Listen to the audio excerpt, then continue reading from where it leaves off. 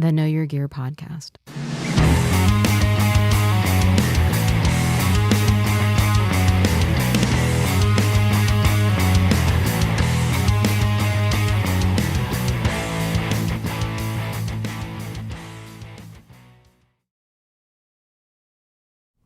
Hey everyone, welcome to the Know Your Gear podcast on May 1st. May 1st! We're in May now. I hope everybody had a fantastic week and is ready for a great weekend. We're going to talk about guitars probably. It's probably going to be some kind of focus today.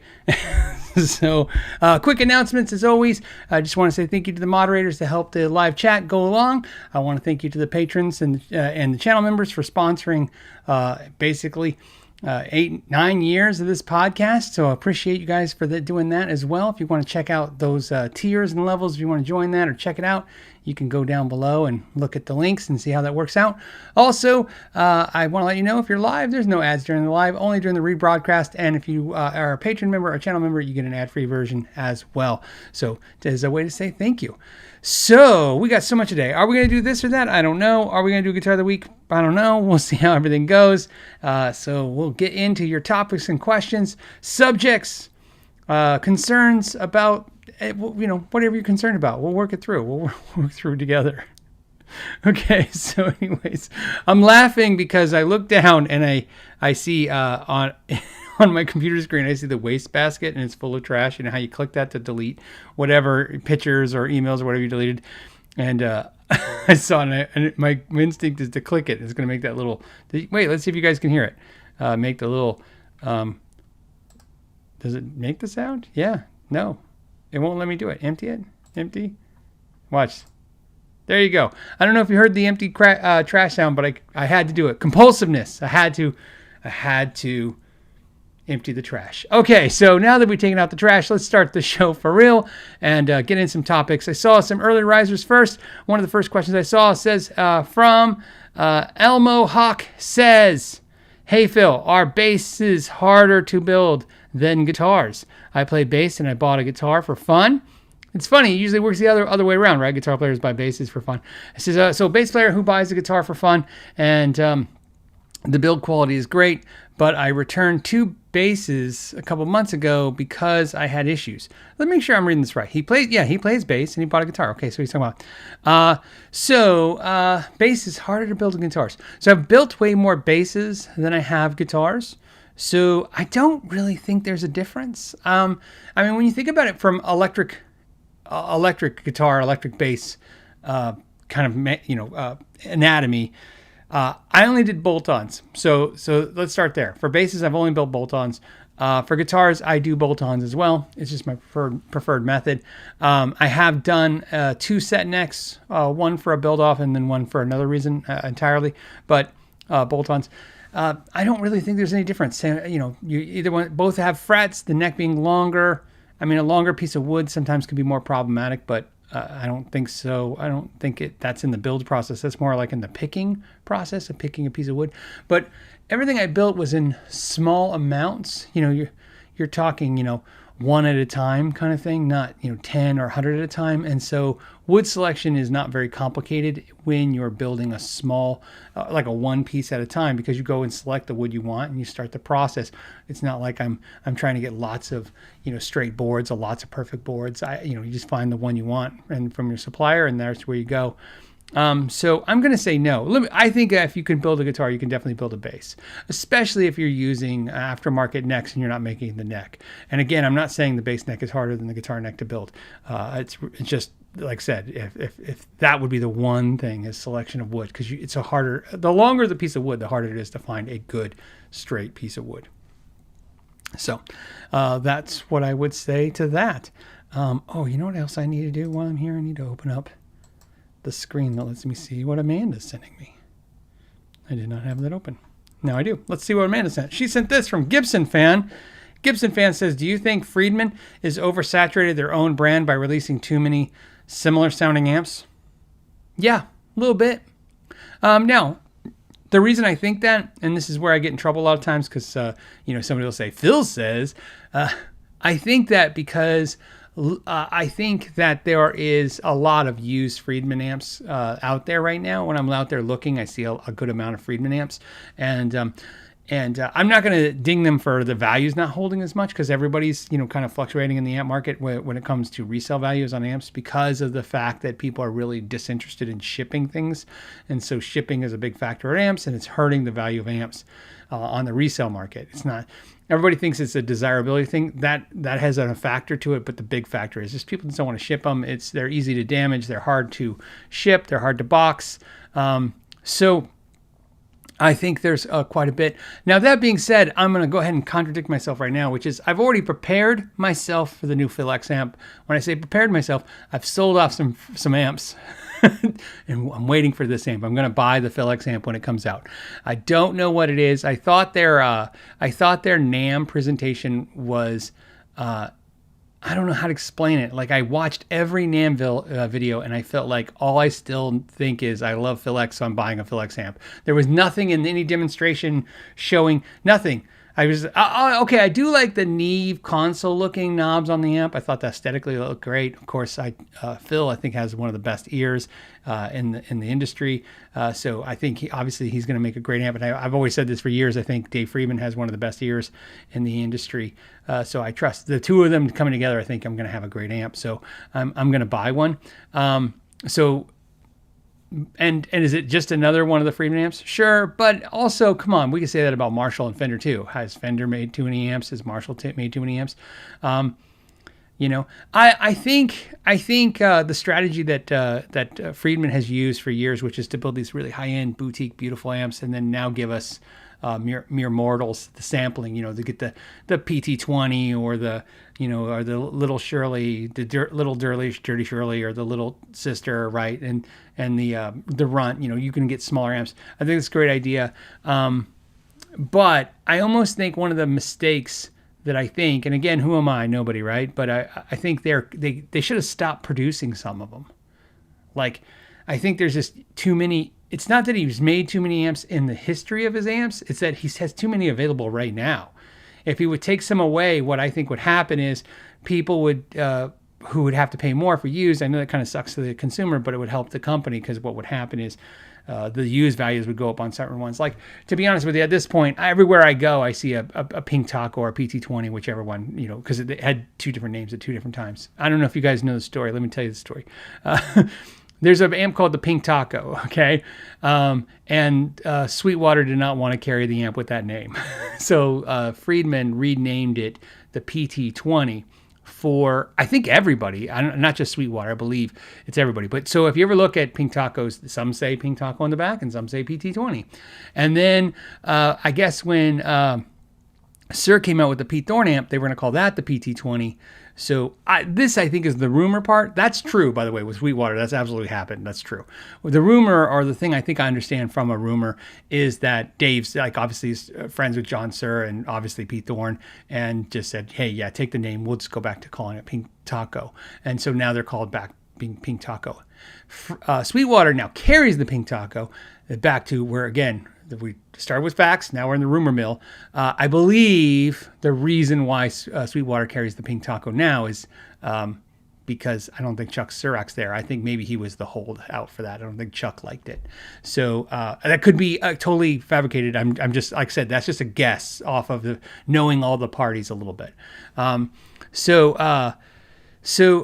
Anyways, back to the amp. That amp's everywhere used, and it's very easy to find one for $800-900, and I think that's grossly grossly undervalued what I think that amp is worth. I think that amp is I think given that I think in 2018 I remember you can find them used for $1,000. So the fact that they're not holding their used market value means I think they should stop making that amp. And maybe even the runt, and just, cut back a little bit. Not the twins, the little sister, or the little dirty Shirley, or whatever, little Shirley, because those, again, those are harder to find, and they seem to hold their values. So that's just my thoughts on that. What I can say at the end of all this is I love all the Friedman amps. I've never played a Friedman amp I didn't like in some way. Friedman amps have never been about liking, for me. They've never been about liking or disliking a sound. It's always been about workflow for me. Like the Pink Taco is like, it sounds great over gain, because it's a gain amp, but I need clean too, so I don't have that. And then you get the small box 50, and I'm like, okay, the small box 50, I like the clean on that, especially the crunchier, and then the cleaner clean. But the gain side's not as gainy as like the Pink Taco. So again, and so now you got to get into the BE50, the BE 100, and that's just a price point and a size that just doesn't fit my lifestyle. I don't need an amp that weighs 50 pounds and takes up half this corner. Excuse me. Sorry about that. I don't need that amp that big, and I don't need something that's $3,000-4,000. That essentially does. I just don't need that. So I have the twin sister. I fought back and forth for about a year between the twin sister and the small box, figuring out which one I was going to get rid of. And it was the small box. And I can tell you right now, I don't regret it, but it could have flipped the other way and I wouldn't have cared either way. It's just, here's what I've learned about them. I was always just playing one. I picked one and played one. So I'm playing the twin sister all the time. And then I'm hoping to have a Phil X soon. So that is my thoughts on Friedman amplification. Let's see what you guys say. M Beaker 7 says, I love my Dirty Shirley, made me Friedman convert. I believe the Dirty Shirley. Look, I think all the Friedman stuff, I like it more than Marshall. It's Marshall has a sound, it's iconic, it's like I said, it's never gonna go anywhere. Aesthetically, I just love the look of it because it's been this thing, and I know Friedman's pretty much look like them. That's what keeps Marshall in my love zone. I just love it. But ultimately, if you were gonna tell me right now, Phil, you get one Marshall or one Friedman, and we won't tell you what it is. Let's make the game crazy for some reason, right? Hey, Phil, you can have one Marshall. This is my only amp, by the way. One Marshall or one Friedman. What do you pick? It's going to be a Friedman. I don't even know what Friedman it is. I'm like, I'd pick any Friedman over any Marshall as a one only amp.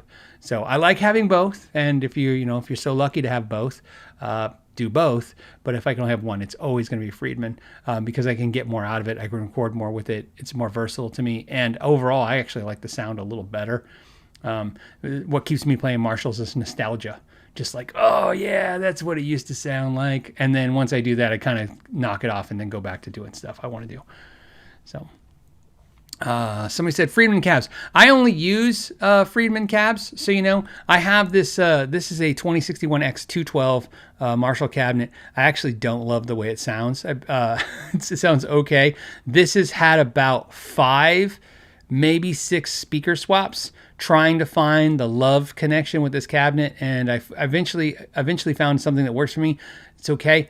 I do have a couple other Marshall cabinets. Again, this is more of a nostalgia, like to have a Marshall, but I use all my cabinets you see in my videos. I have some other cabinets, but the main cabinets I use is the Friedman open back 112. I have 3 of them. One has a creamback Celestion in it, so it's the 65 watt creamback, and 2 have the Celestion redback in it. And so I believe at one point, I think Friedman, think of this, all those cabinets, all my original Friedman let's slow down. All of my Friedman 112 open back cabinets that I bought brand new, all came with a creamback with a C Celestion 65 watt speaker. And then Friedman made a choice somehow. When I say somehow, I don't know. I wasn't privy to the information. I just noticed it. That the redback Celestion went into the Dirty Shirley styled silver cabinet. That prompted me to want to try it because I had heard of redback Celestion in a limited edition 65 Deluxe Reverb that was called like 65 Deluxe Red or something. So I bought a redback, stuck it in, and absolutely loved it. When I say loved it, I don't mean like, oh, the creamback is horrible. Just, it was a different flavor. It's a little heavy. It's got a little more meat. It's a little more meat, bassier. Punches. Definitely works when I'm playing quiet at night because I feel like there's bass movement, but there's no low end to disturb the house. And so I switched it over. So I had one cabinet one cabinet creamback, and then I eventually put one cabinet as a greenback, and then eventually switched that to redback. So I only use Friedman cabinets. I think they're the best cabinets. I've tried every cabinet. If you watch this show or just my videos over the last decade, you'll see I've had it all. I've had orange cabinets, I've had Mesa Boogie cabinets, I've had Marshall cabinets, I've had boutique meaning boutique brands cabinets, I've had custom Mojo Tone cabinets. I've been through the gamut of cabinets. I actually have a little sad little room downstairs full of cabinets. just all these cabinets that I haven't got rid of yet. And I like a lot of things about them all, but for some reason that cabinet just works for me. And I like having one cabinet not one specifically, but one design cabinet that works for everything. And it makes my life easy, especially for this gig, because in this room, I have one of these cabinets mic'd up in here, and in the shop, I have one of those cabinets mic'd up in the shop, and then I have one that I can move around if I need it for something.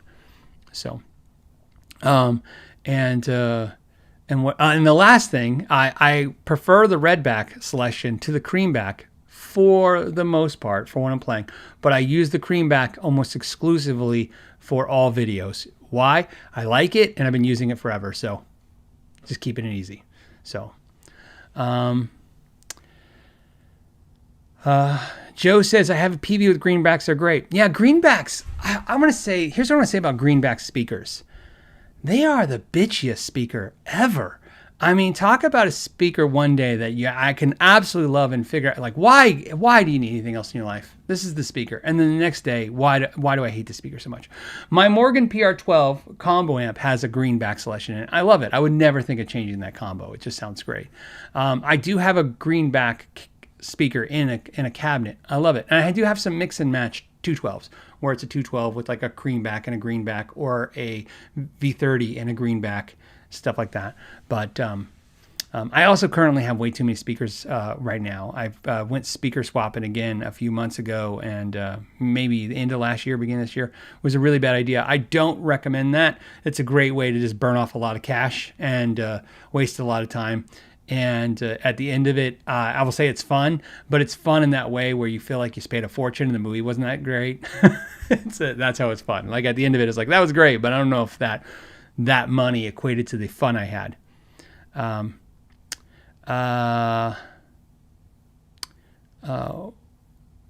Weasel Crit says, do you still have the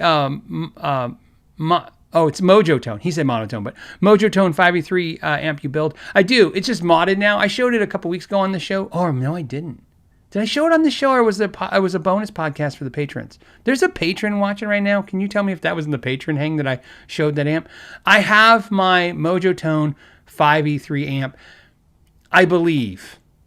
Let me be clear in a second, okay? I built two 5E3 amps. I built one for Mojo Tone in a Mojo Tone class, and I built one for Stu Mac. Now, keep in mind, the Stu Mac 5E3 amp kit that you can buy is made by Mojo Tone. It's just specified by Stu Mac. So if you buy the 5E3, if you buy an amp kit from Stu Mac, it is actually built by Mojo Tone, but it's to Stu Mac's specifications. So I built one of each. I kept one. I don't know which one I have. I didn't really look. I can't really tell. There's not really any markings. I think I have the Mojo Tone. I could have the Stu Mac one. But whichever one I kept, I then modified. So it has the Dumble mod thing in it. I went and did some research months ago, and I like it. I don't know why I would do a video of that. I don't know what would help anybody, especially since when I did the mod, what I did is I cheated, like I think you're supposed to. I did the mod, and then I took it to my really, really talented amp building friend who went through and he tweaked a couple things and fixed some of my, he's like, oh, that was good, but no. He's like, actually, that's a quote. That was good, but no. And if you haven't seen it, it's if you see it in a video, it looks like a Fender Tweed, but the logo looks like Fender, but it says McKnight in green. The jewel is green, and it has a greenback Celestion in it. So that's why I made everything green. So, let's see. Let's see. I'm going back one. Okay. Yeah, Unfrequent Believer says, I believe it was on Patreon. I think it was on a Patreon hang that I went and grabbed it. So maybe I'll share it with you guys. Maybe I can put it in one of the podcasts and we'll talk about it. We can do it as like a gear of the week or something and talk about that experience.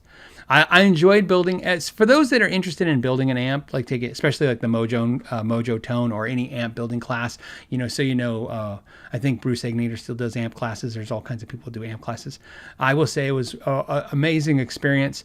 One of the things I will tell you is it was a little weird for me because I did it as a promotional thing for Mojotone. In other words, Mojotone was having trouble getting people into the class, which is really crazy to this day to think of. I think the class is a fantastic value. I'm not kidding. In fact, that class was full of either half my patrons and half my friends. So I was like, yeah, you guys got to go. And, but because I was promoting for it, I filmed when I was moving at a much slower rate. So I didn't get to finish my amp in the class. But that's because, like I said, when you're filming and doing content, your brain is like thinking in two different ways. But if I was to do it without making content, I would tell you right now, I still enjoyed it, but I would have enjoyed it on 10. And I can tell you now that I've done it, because I did the class, I was able to finish the Stu Mac version. And now that I've built 2 amps, I'm done for the rest of my life. It was fun. I learned a lot. I grew as a person. I think I changed a little bit, and I didn't kill myself.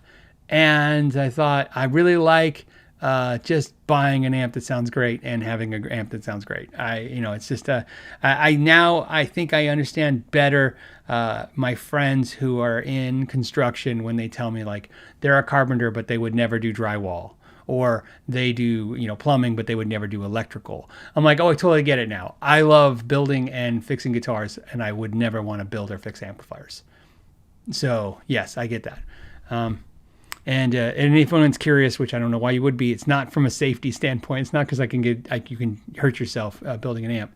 It's just a different set of tools and skills, and it doesn't, like I said, as much fun as it was to try it, it's not something I could see myself every day going, yeah, this would be great. So let's see. What do we got? Let's go to, this one is from Ron Groves. So he says, when you sell a guitar on Reverb, what is your opinion on including shipping costs?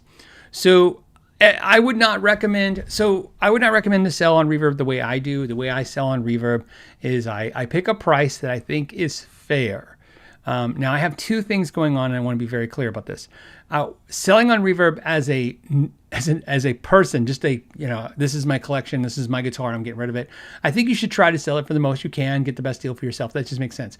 I have a different problem, which is I'm this YouTuber-ness, and when I put something up for sale, whether I do it or my son does it for me or Shauna does it for me, we have to run a different set of I want to say requirements for the sale, because of the fact that we're working with a community who knows me, and I don't want to think about, there's not enough money to take advantage of anybody or feel like I did. And that's really more importantly, I wouldn't take advantage of anybody, but I could feel that way. I could stay up at night thinking like, oh, did he only pay that because I make videos? You don't want to feel that way. You don't want to feel like you got, taken advantage.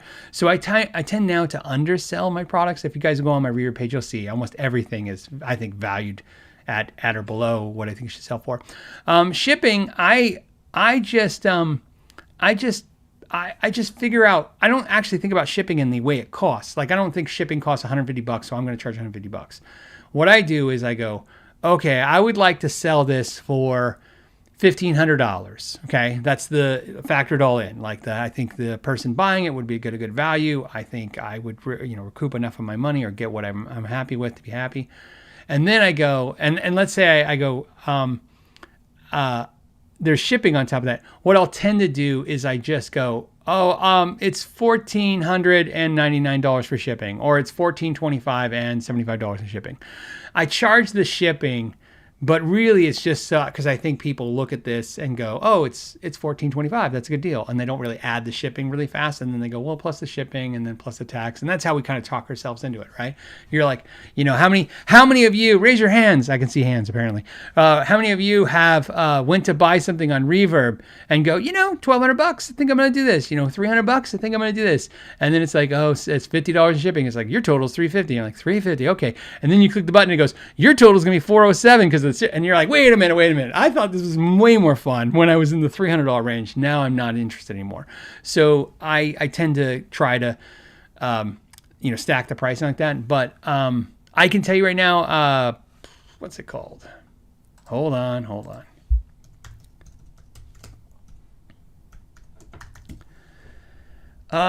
Nope. Pirate Ship, that's what it's called? Pirate Ship. Pirate Ship is Every single friend, which is like 3. I have 3 friends. I'm not bragging. Just, some people have a lot of friends. Anyways, I have 3 friends, and my 3 friends I all respect and love, and they all do this for a living, selling guitars and stuff, and they all told me to buy or use Shipping Pirate. We don't use a whole lot of shipping, and so we'll probably try it because it's pretty cool. But I mean, I've heard only amazing things. So from people I trust, not just the randos sending messages like, hey, try Shipping Pirate. I mean, everybody that I know. In fact, one of my friends, not only do I respect him as a business person, he's really a cheap ass too. So I was like, that's a double recommendation right there, right? But yeah, somebody says pirate slip. I don't know. Well, do your research. I got you. At least use the word pirate shipping. Go find it. If I end up ever using it, I will definitely give you my feedback. But like I said, that's what they like. Okay. Back one more.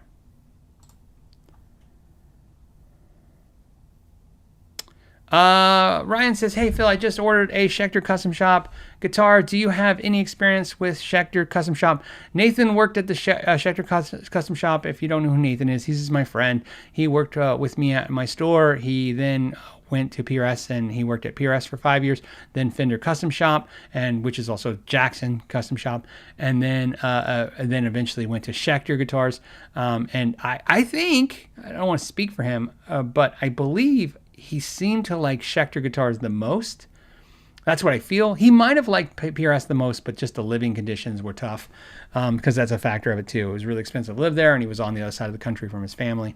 But he had nothing but great things to say about Schecter guitars.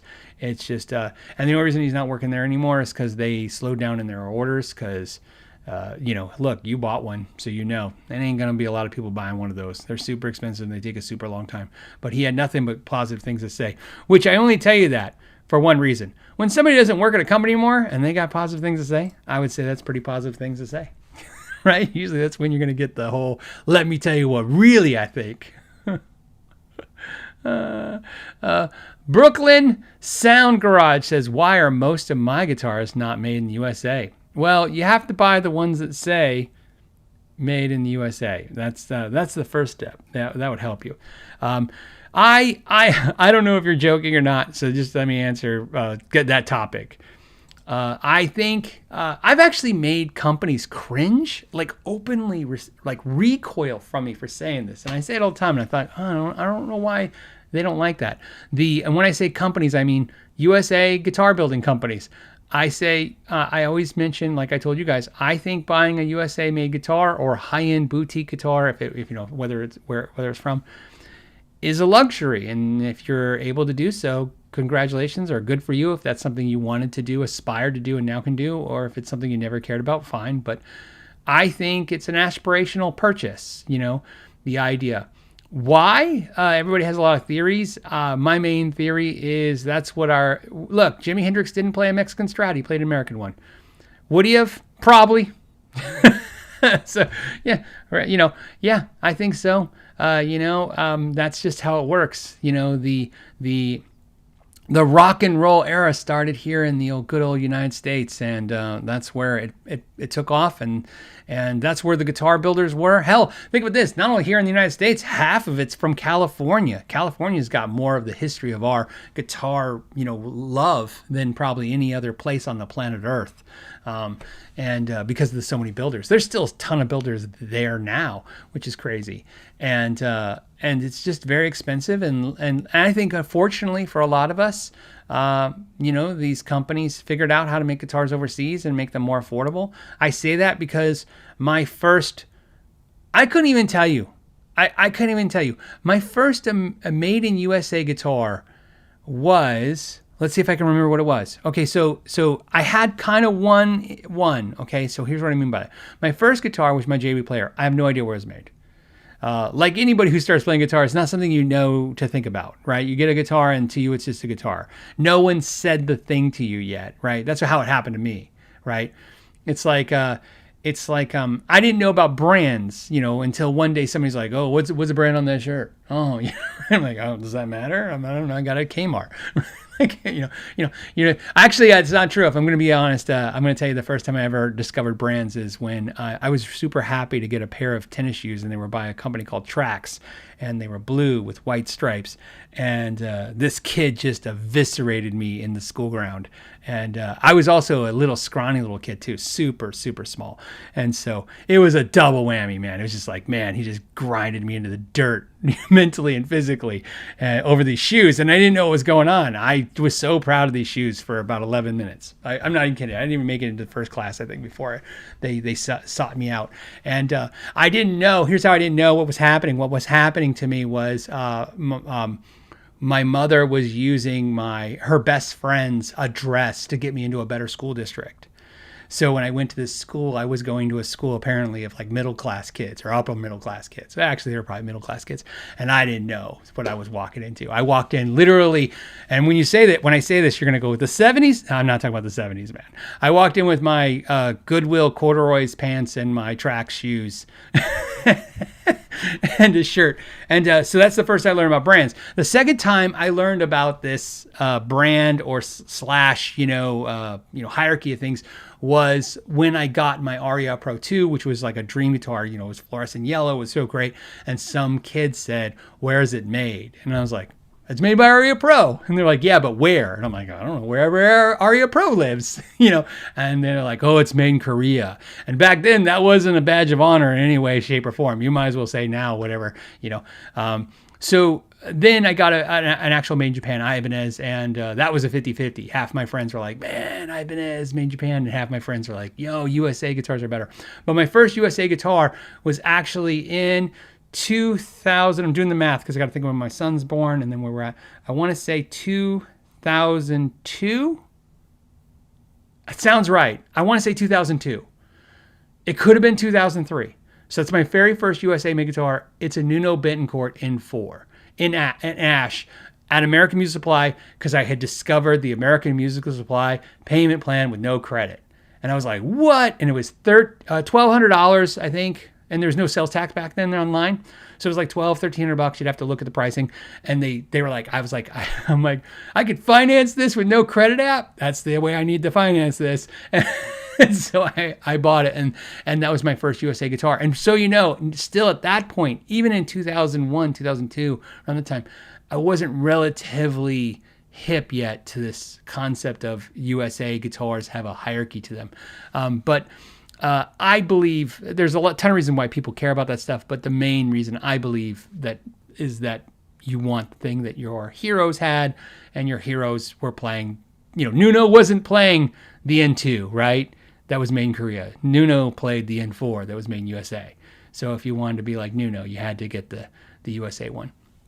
One Sweaty Yeti says, "I think my first PV was USA." See, what's funny is this is why I kind of talk about the fact that where stuff made is kind of a funny thing. I think now the way I present it in videos, and I hope the way you guys take it, it's more about explaining the economics of it. Like, hey, this guitar is $200 is made in China. This guitar is $3,000 is made in USA. It's really just to show you that, labor rates, right? That's what I'm implying. But what's funny is I laugh now thinking about this. All PV stuff, all Randall stuff, all crate made in the USA. Finding a crate made in China is the last year or 2 or 3 of crate. All crate. So if you have an old crate amp and you're like, "Oh, it's horrible," it's made in USA. Look on the back, made in the USA, right? Randall's, inexpensive Randall amps, made in the USA. PV amps, made in the USA. Everything was made in the USA.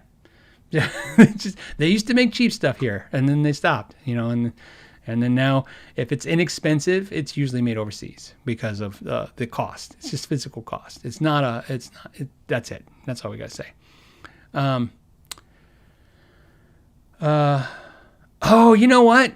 Brooklyn Sound Garage said, "What about those Gorilla amps? Also USA?" Probably. I would imagine. I don't know for sure, but I would imagine back then almost everything amp-wise.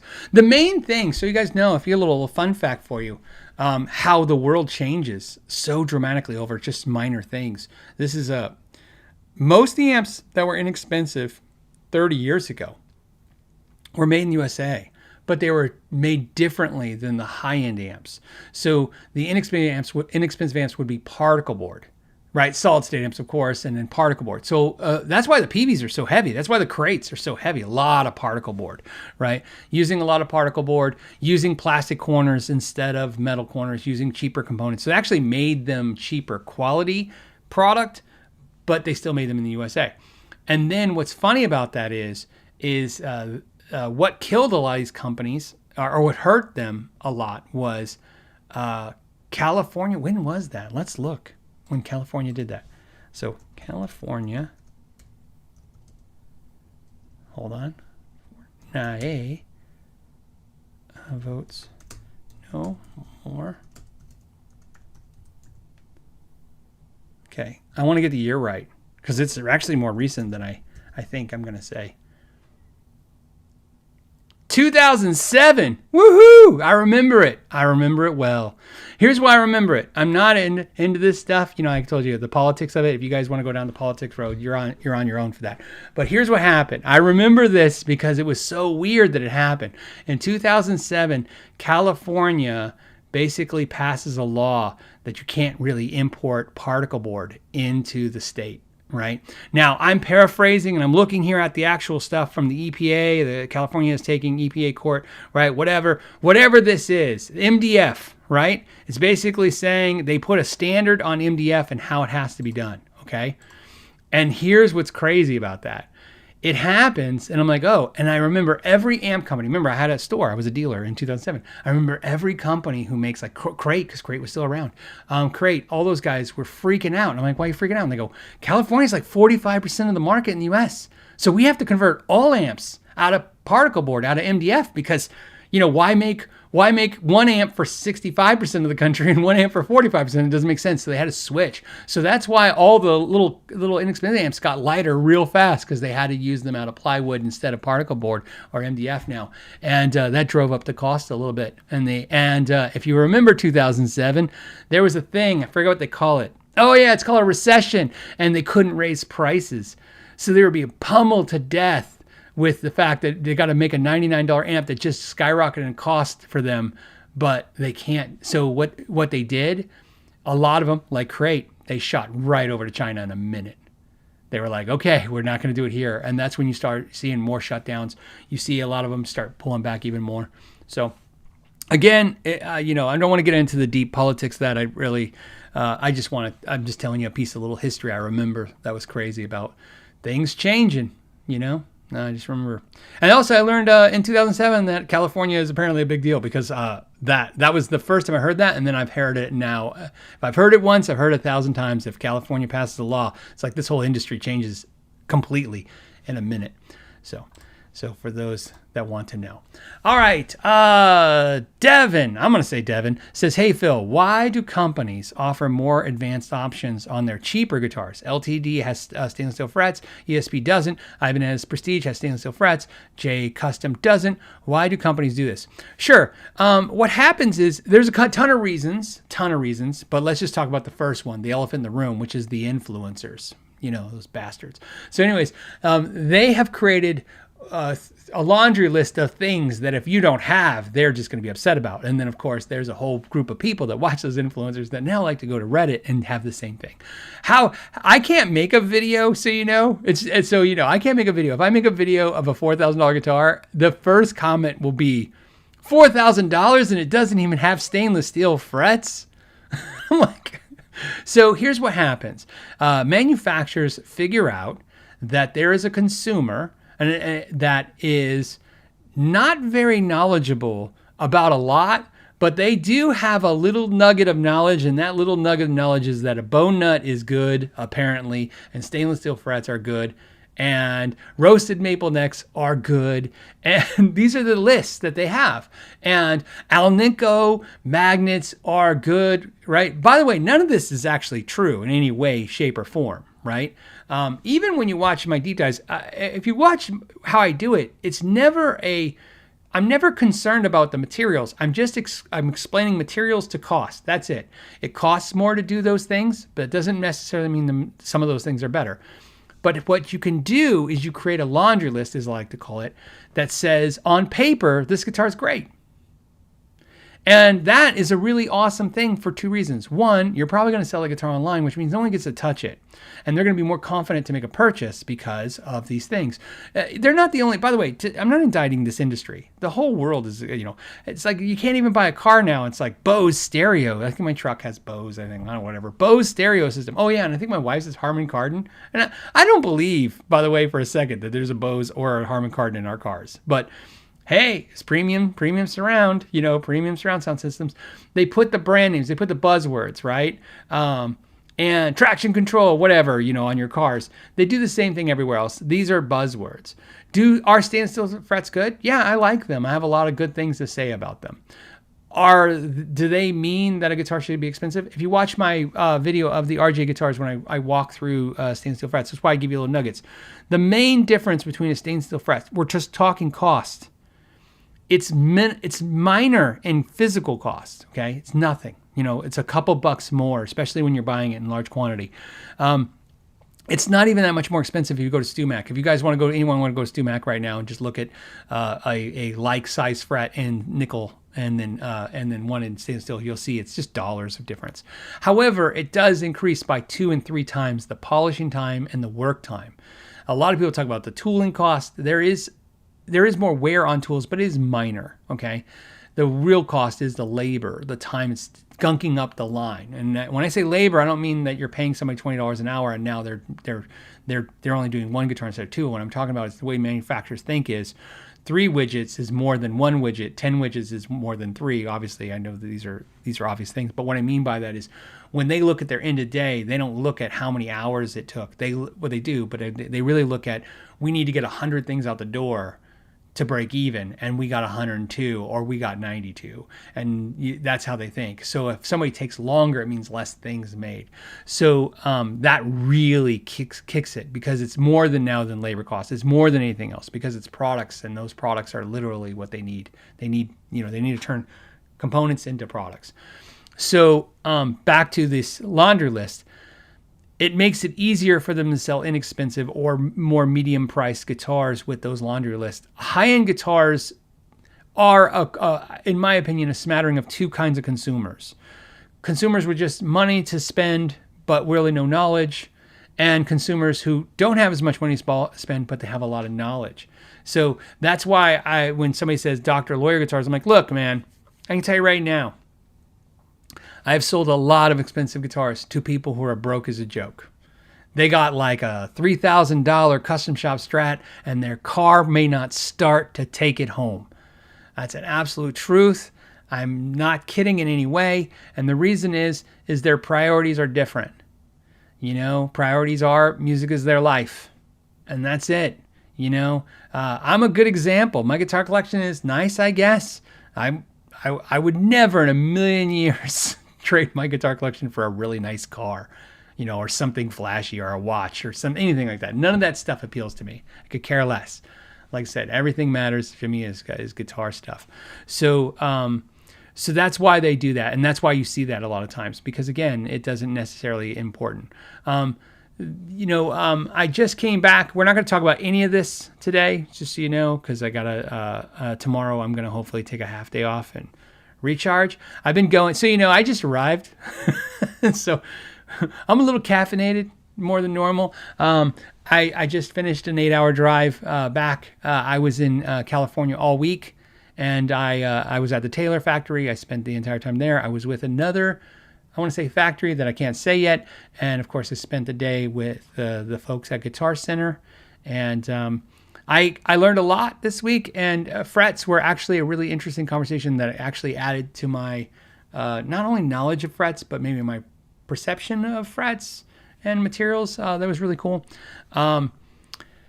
So basically, to finish up that's why they do the laundry list, and that's why it's going to continue. Look, that's why all the the Fireflies and all those guitars, they're very smart marketing, right? It's $300, and because here's why: if you saw a Firefly guitar and somebody said it's $300, you're like, what is it? And you're like, it's Firefly. Like, that doesn't mean anything to you. I've never heard of that brand. I don't know what they are, but if somebody said, because they do, it's a Firefly, it's $300. Okay. It's got a roasted neck. Oh, okay. Stainless steel frets. Oh, okay. Godo bridge. What? Bone nut. Who? right? Your brain starts adding up the components and you're like, whoa, I don't even get that if I buy a guitar for $3,000. See how that worked? You actually explain the sales logic by asking the question. That's just my thought. What's funny about that question, so you know, and I hope I'm saying your name correctly. This is the question you just asked me is the number one question I'm asked by every manufacturer and brand that I go and visit.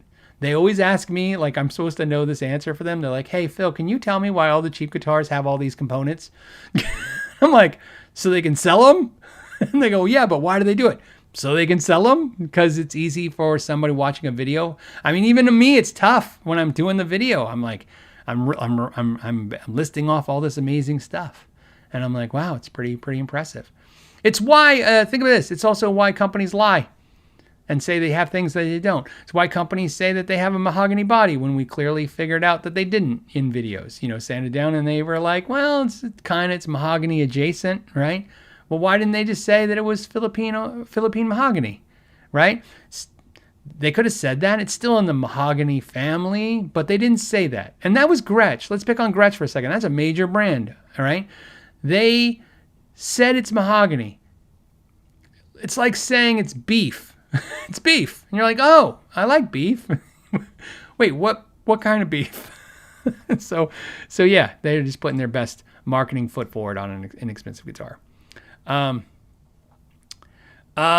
Just fine, says, our Warwick bass is worth the money. Worth is tough. I have bought many Warwick basses. I play a Warwick bass now. It's my favorite bass in the world. And you said, what model isn't all good? I like the Streamer, but of course, you know, the Corvette. I've had the Corvette. It's great. I like Warwick. I'm a huge Warwick fan. Keep in mind, because I'm a bass player, Fender's always going to be, you know, just the holy grail because of the fact that the Fender is a Fender bass to a bass player. A Fender bass is like a pickup truck, a full-size truck. Like you ever see, you know, the poster, not in back in the 80s, but the poster now of rich people, or you see a show and there's some rich guy and he's got like a 10-car garage or whatever he's got, and he's got the Lamborghini and the Maserati and right, and then some kind of weird exotic car and all this stuff, and then it's just like a full-size truck, right? And you laugh because if you think about it, it's like 200,000, 400,000, 150,000, 600,000. And then 80,000, and to us, $80,000, $90,000 truck. That's crazy, but to that guy, that's the cheapest thing on the rack, right, of cars. And it's because everybody needs a truck, I guess, right? You know, especially if you're rich, you got to take you got to run over some stuff. That's how we look at a Fender bass, right? You could have a row of the most exotic $7,000, $10,000 basses, and then you're just gonna have one P bass or one jazz bass. It's just gonna be there. That's your truck, man. You got to have it. So that being said, I'm always going to have a truck, a bass, a Fender bass. But Warwick, is it worth the money? It's worth the money to me. So I love mine and highly recommend it. Highly recommend them. So, okay, let's see. Alex, what's up, Alex? Let's see. Give me a second here. I like that your avatar is floppy disks. That's awesome. Alex says, hey, how do you feel about MIRC? Refurbished guitars in the Squier Epiphone price range. Seems reverb sellers don't always disclose their refurbished and price them like used unrefurbished ones. Yeah, that's kind of well, first of all, that's, I don't know if it's illegal. It's definitely morally wrong. Corrupt? Morally wrong. So if you catch them doing that, you should call them on it. Call them out on it. And say something to them, at least say something to them. Say, hey, I don't think this is right. You know why? Because, and by the way, if you're 100% sure, then maybe call them out. If you think, maybe ask, right? I find a lot of people, one of the etiquettes that's missing on the internet is the question. A lot of people go to a statement when really they should be asking a question. Sometimes I read a statement on YouTube and I think, man, this is an asshole. And it would be not an asshole if he just put a question in it because he obviously doesn't know the answer. He's saying the answer. What I mean by that is, like somebody says, oh, that guitar definitely has, stainless steel frets. And it doesn't. And I'm like, well, it doesn't. And you should have said, does it have stainless steel frets? And then somebody who would know and who has it could answer you. But instead, you just want to think something. So if you know it, I would say call it out. If you don't know it, I would ask them, what do I think about MIRC refurbished guitars? I've never tried them. I don't know much. I have a lot of. I don't know a whole lot about MIRC. I have a lot of weird questions about MIRC that I'm working on, and I've been working on for a while now, about how they work and what they do, and who's involved with them now. There's some weird stuff going on out there, so I just don't know. So, I don't know if anyone has bought a guitar that's been refurbished by MIRC. I would love to for you to put comments, and like I said, please not what you think if you haven't tried one, don't, or what you heard too. Just put your experience. That would help Alex out, and maybe help me out too, because I can read what you guys have experienced with them.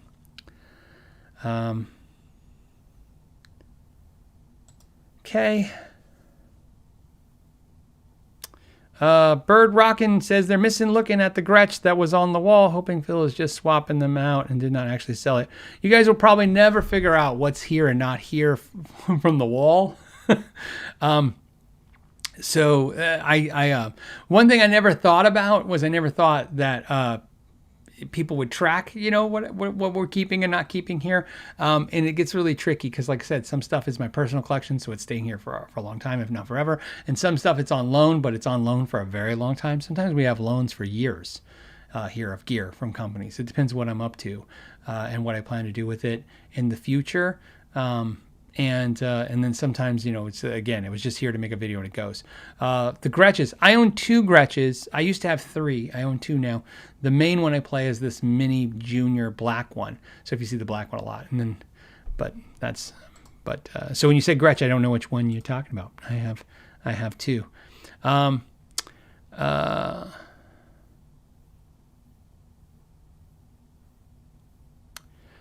Tony's question is interesting because I'm not okay. Let me explain. Let me kind of handle it as best I can, but I'll let you know that I'm not by far no expert in this. He says, "Hey Phil, how much can you compensate with good EQ if you don't love a speaker?"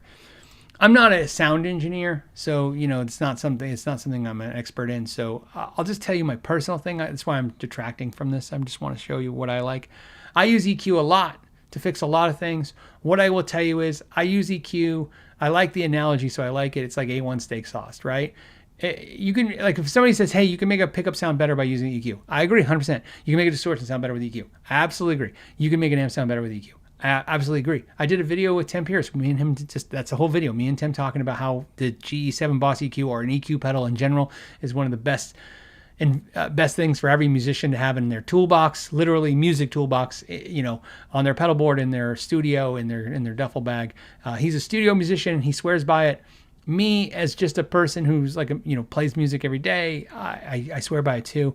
But I will always say it can fix a problem for you, but it will never be as good. So if somebody says, oh, if you don't like the way something sounds, you can EQ it. You can, but like I said, sometimes you'll detect either through hearing it or playing it that you force something into a sound, and that's fine. It works, especially for the audience, but sometimes for you personally. So can you help EQ out, and compensate for a speaker? Like, let's say a speaker's too dark, can you put in an EQ in the effects loop and maybe help that? Yeah, absolutely. Do I think that'll work? Absolutely will work. It will record well. It will work on a stage, but deep down, eventually, it is some kind of coloring process that you may or may not like personally. So,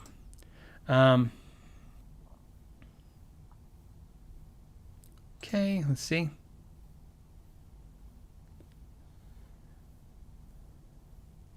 Hold on a second. Let me do this one. Let's see. No, it's funny. This is a good question. I like this one. Alex says, hey, I think it's a different Alex. I just see the Alex name. I have a Vintage 30 in a Marshall 50-watt combo. Is it dangerous? No, it's not dangerous at all. So the Vintage 30 is 75 watts, I believe. Let's verify that. And even if it's not, you're still fine. But let me double check. Why do I think that? But I want to check for sure. And I'm sure somebody's answering in the comments and they're probably right. Let's see if they beat me. Vintage 30. Dude, why sometimes when you put your cursor there, does it jump? And it only does it when I'm on the show. So it doesn't like something on the show. V30. Doesn't matter about ohms. Don't worry about the 16. It's 60 watts. Well, I was close. So it's rated for 60 watts. So it's called the Vintage 30, and it's 60 watts. But that's all you have to know and you have to worry about. And I've never I've never blown a guitar speaker. I've blown a bass speaker. So you can get a little crazy with the bass speakers. You can blow a guitar speaker. In fact, a guitar speaker is easier to blow than a bass speaker, which is kind of funny. That I did a bass speaker, not a guitar speaker. But I can tell you, if you had a 50 watt amp and you were running, let's change your question to somebody else might have a question like this. What if you run a 50 watt Marshall head tube, not solid state, because tubes are much more dangerous 50 watts than solid state when it comes to a speaker, and you're running it through, like, let's say a greenback Celestion, which is 30 watts. What would happen? You would be fine, but if you cranked it and you ran it hot, in other words, the amp cranking all the time, you could blow the speaker or eventually blow the speaker through wear and tear. I've seen that happen, but in most cases, if you're not cranking it, you'd be fine. You can get away with that for a while, and it's absolutely done every day. So I've seen guitar players run a 100 watt head through 12 cabinets with 2 greenback Celestions that were, rated for 60 watts between the two of them and never blow a cabinet. But they also weren't diming out the head and running it all the time. Because it's think of it this. Think of it, and again, I'm not an amp tech, just giving you my life's experience, okay? I want you to think of it like a car, pushing the car to the, pushing the gas pedal all the way down, running full throttle as hard as you can, and for 2-3 hours straight. Imagine your car at max speed for hours and hours and hours, and what that's going to do. It's going to wear it, right? That's how it is too. Can your car accelerate for 10 minutes really fast? Fine. Yeah, absolutely. But same with the speaker. Can you run a 50 watt amp through a 30 watt speaker if you're not cranking the amp and you're not running it for hours at a time? I don't think you'll ever have a problem with that. I can't imagine one. That being said, guess what? It's time for this or that. Now it's time for this or that. This week's this or that is a double montage, this or that. We're going to do this or that and Guitar of the Week. Guitar of the Week's been a Guitar of the Week before, kind of, I think, maybe. And but I just one of the guitars I wanted to use, so I might as well incorporate in that. And I also had about 40 minutes to set up this show from when I got out of the car. So that's how. But the this or that pedal thing is going to be great. So we're going to compare 2 pedals that are supposed to sound the same. And they are going to be massively different in price. A lot. Let's just say a lot. Just think a lot. Okay? A lot different in price.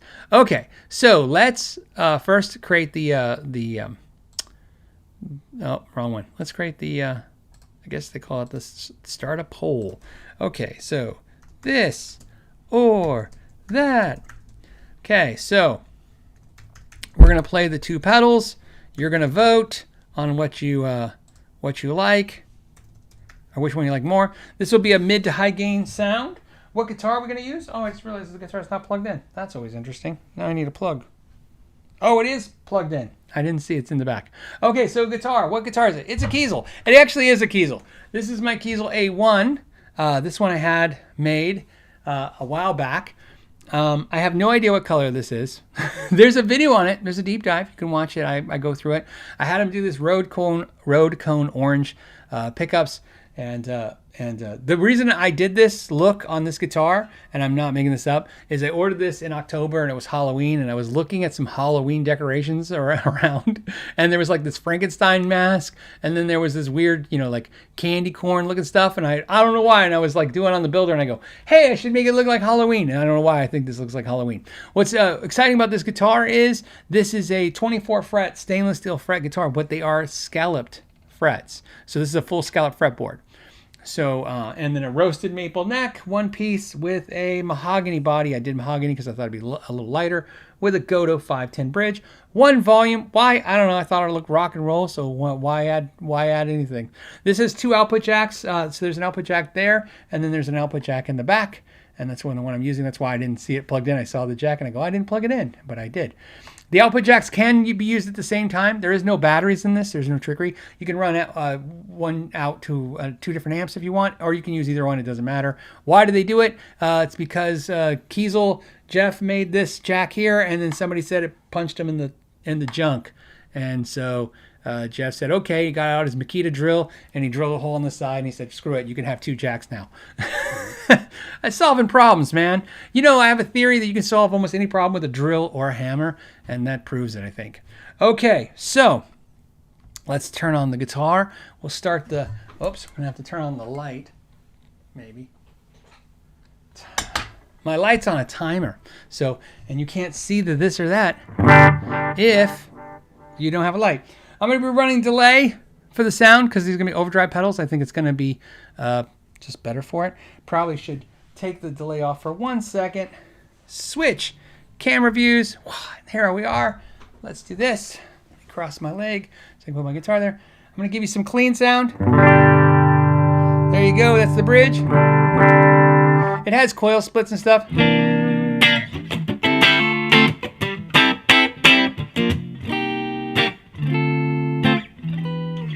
Okay, so let's well, first switch back to me. Let's turn on the delay. The delay, I'm using the El Capistan by Strymon delay.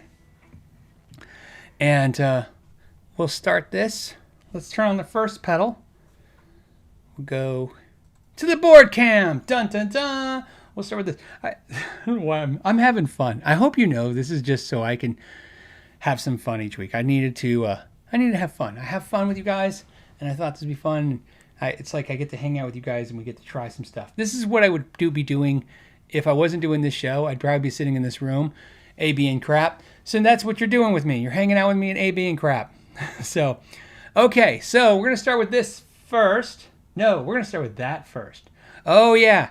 And I almost forgot. Hold on a second. See, this show is so unprofessional. I forgot I'm supposed to write down my vote. Sorry about that. Okay, so let's write down my vote real fast. This week I'm going to use, what color am I going to use? I used red last week. I used purple. I'm going to use orange. I'm going to do orange. I've written the answer on the board. I'm going to go hang the board now. Somebody says, make it chug. Make it chug. Oh, and of course, I don't have the little draw chain, so that fell. So I'll just balance that there on the Morgan amp. It's good. It's always nice to have a really expensive amp have a use, like being a table. So let's go back board cam. Switch to me. We're clean. We got the clean sound. All right, we're going to start with that because I got the pick already there. It makes perfect sense. Let's start the poll. Remember, you guys are voting. It's all about you guys. This one I think is going to be tough. I'm really curious to see what you guys pick. Here we go.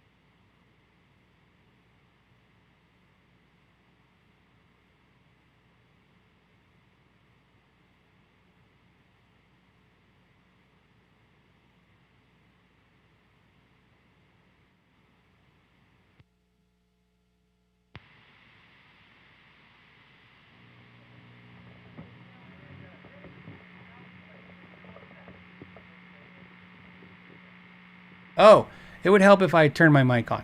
So what we're doing now is we're turning off the delay. Okay, that's it. That's all that talking. That's all I really said.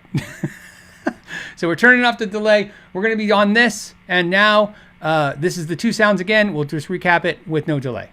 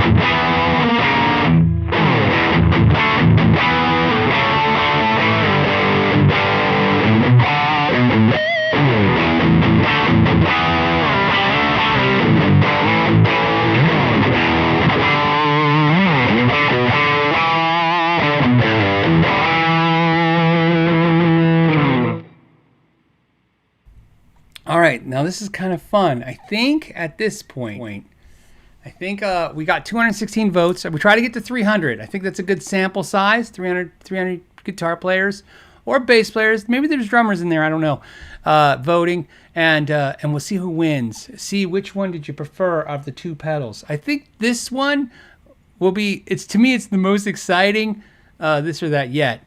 We're at 240 votes. Come on, guys, give us some more votes. At least let's get to 275. I think that's what we got last week. If you guys, somebody says, what's the song? I just making up chords, man. Just power chords. Everything I learned in high school. And little fun thing to know on a guitar with scalp fret, and trying not to push everything sharp. I'm not bending, I'm pushing down. Because there's scalloping means there's no meat underneath the frets it's been carved out. So you can, if you push too hard,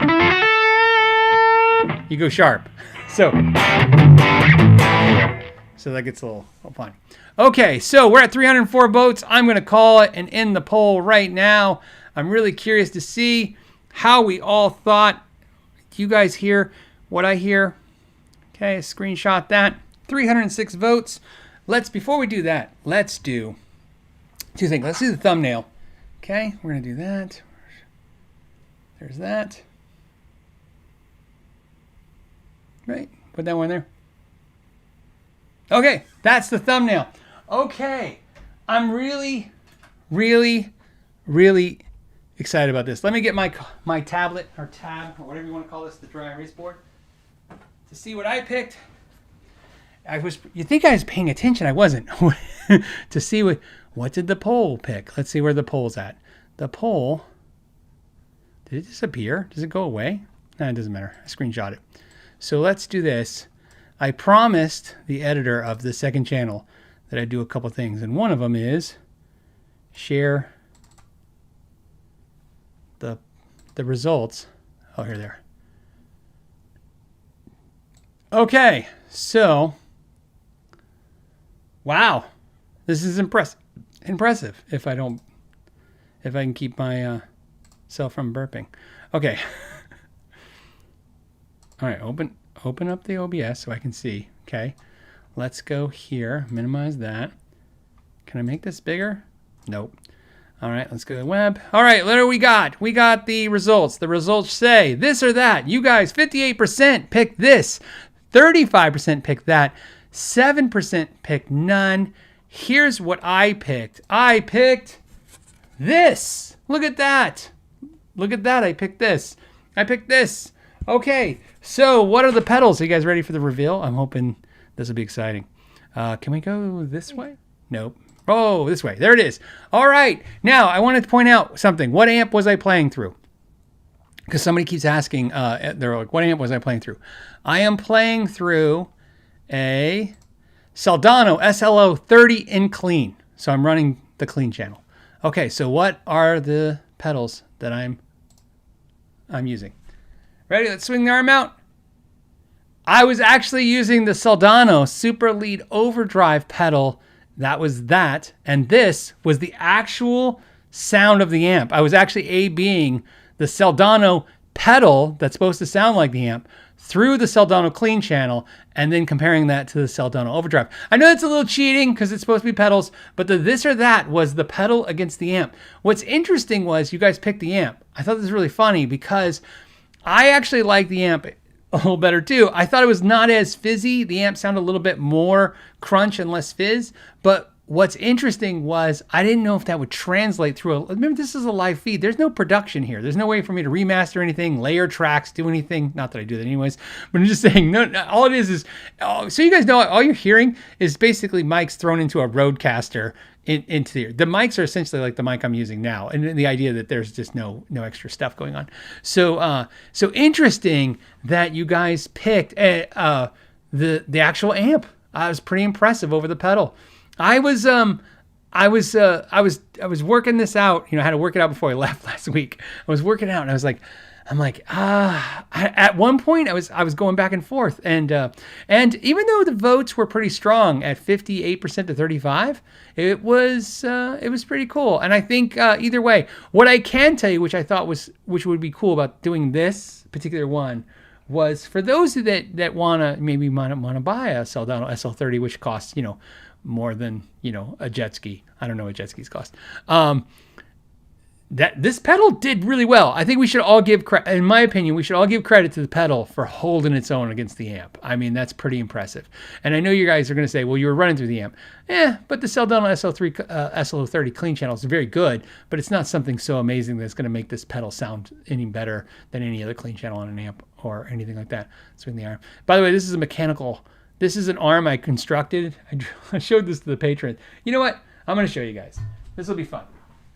Let me move the guitar so I don't mess up the guitar. So how I do this or that is maybe kind of funny. So I got this table. I'm going to show you guys. Oh, you know what I do? So go to the main screen.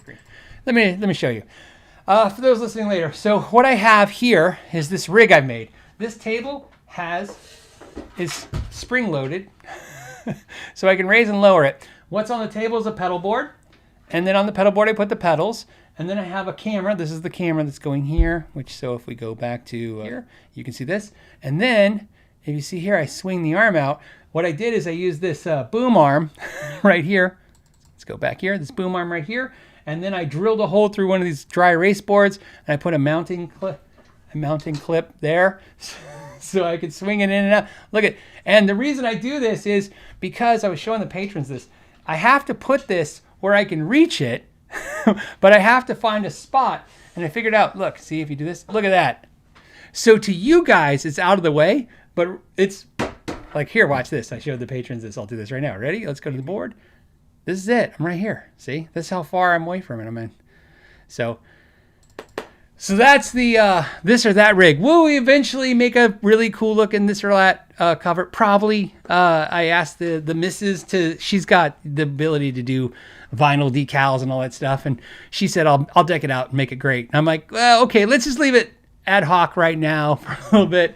I said, you know, who knows if anyone will want to do this much longer, but I thought it was a little fun. So we got so it was fun. And by the way, I'm gonna turn the amp off if you guys don't mind, just because it's a tube amp and it runs warm in the room when I'm sitting next to it. All right. So what am I gonna say? Oh, that's it. That's the this or that. Thank you guys for participating, and those that watch this when it's clipped out. I think the fun for me the fun part is just seeing what everybody voted for in the real time to see what they thought. Okay, so let's go to the next subject, shall we? Next subject, next topic. We have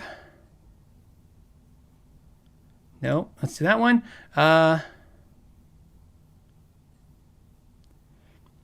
Okay, so this one is Amanda sent me this one. It says, "Hey Phil, I currently own a Fender Player One humbucker single HSS Strat.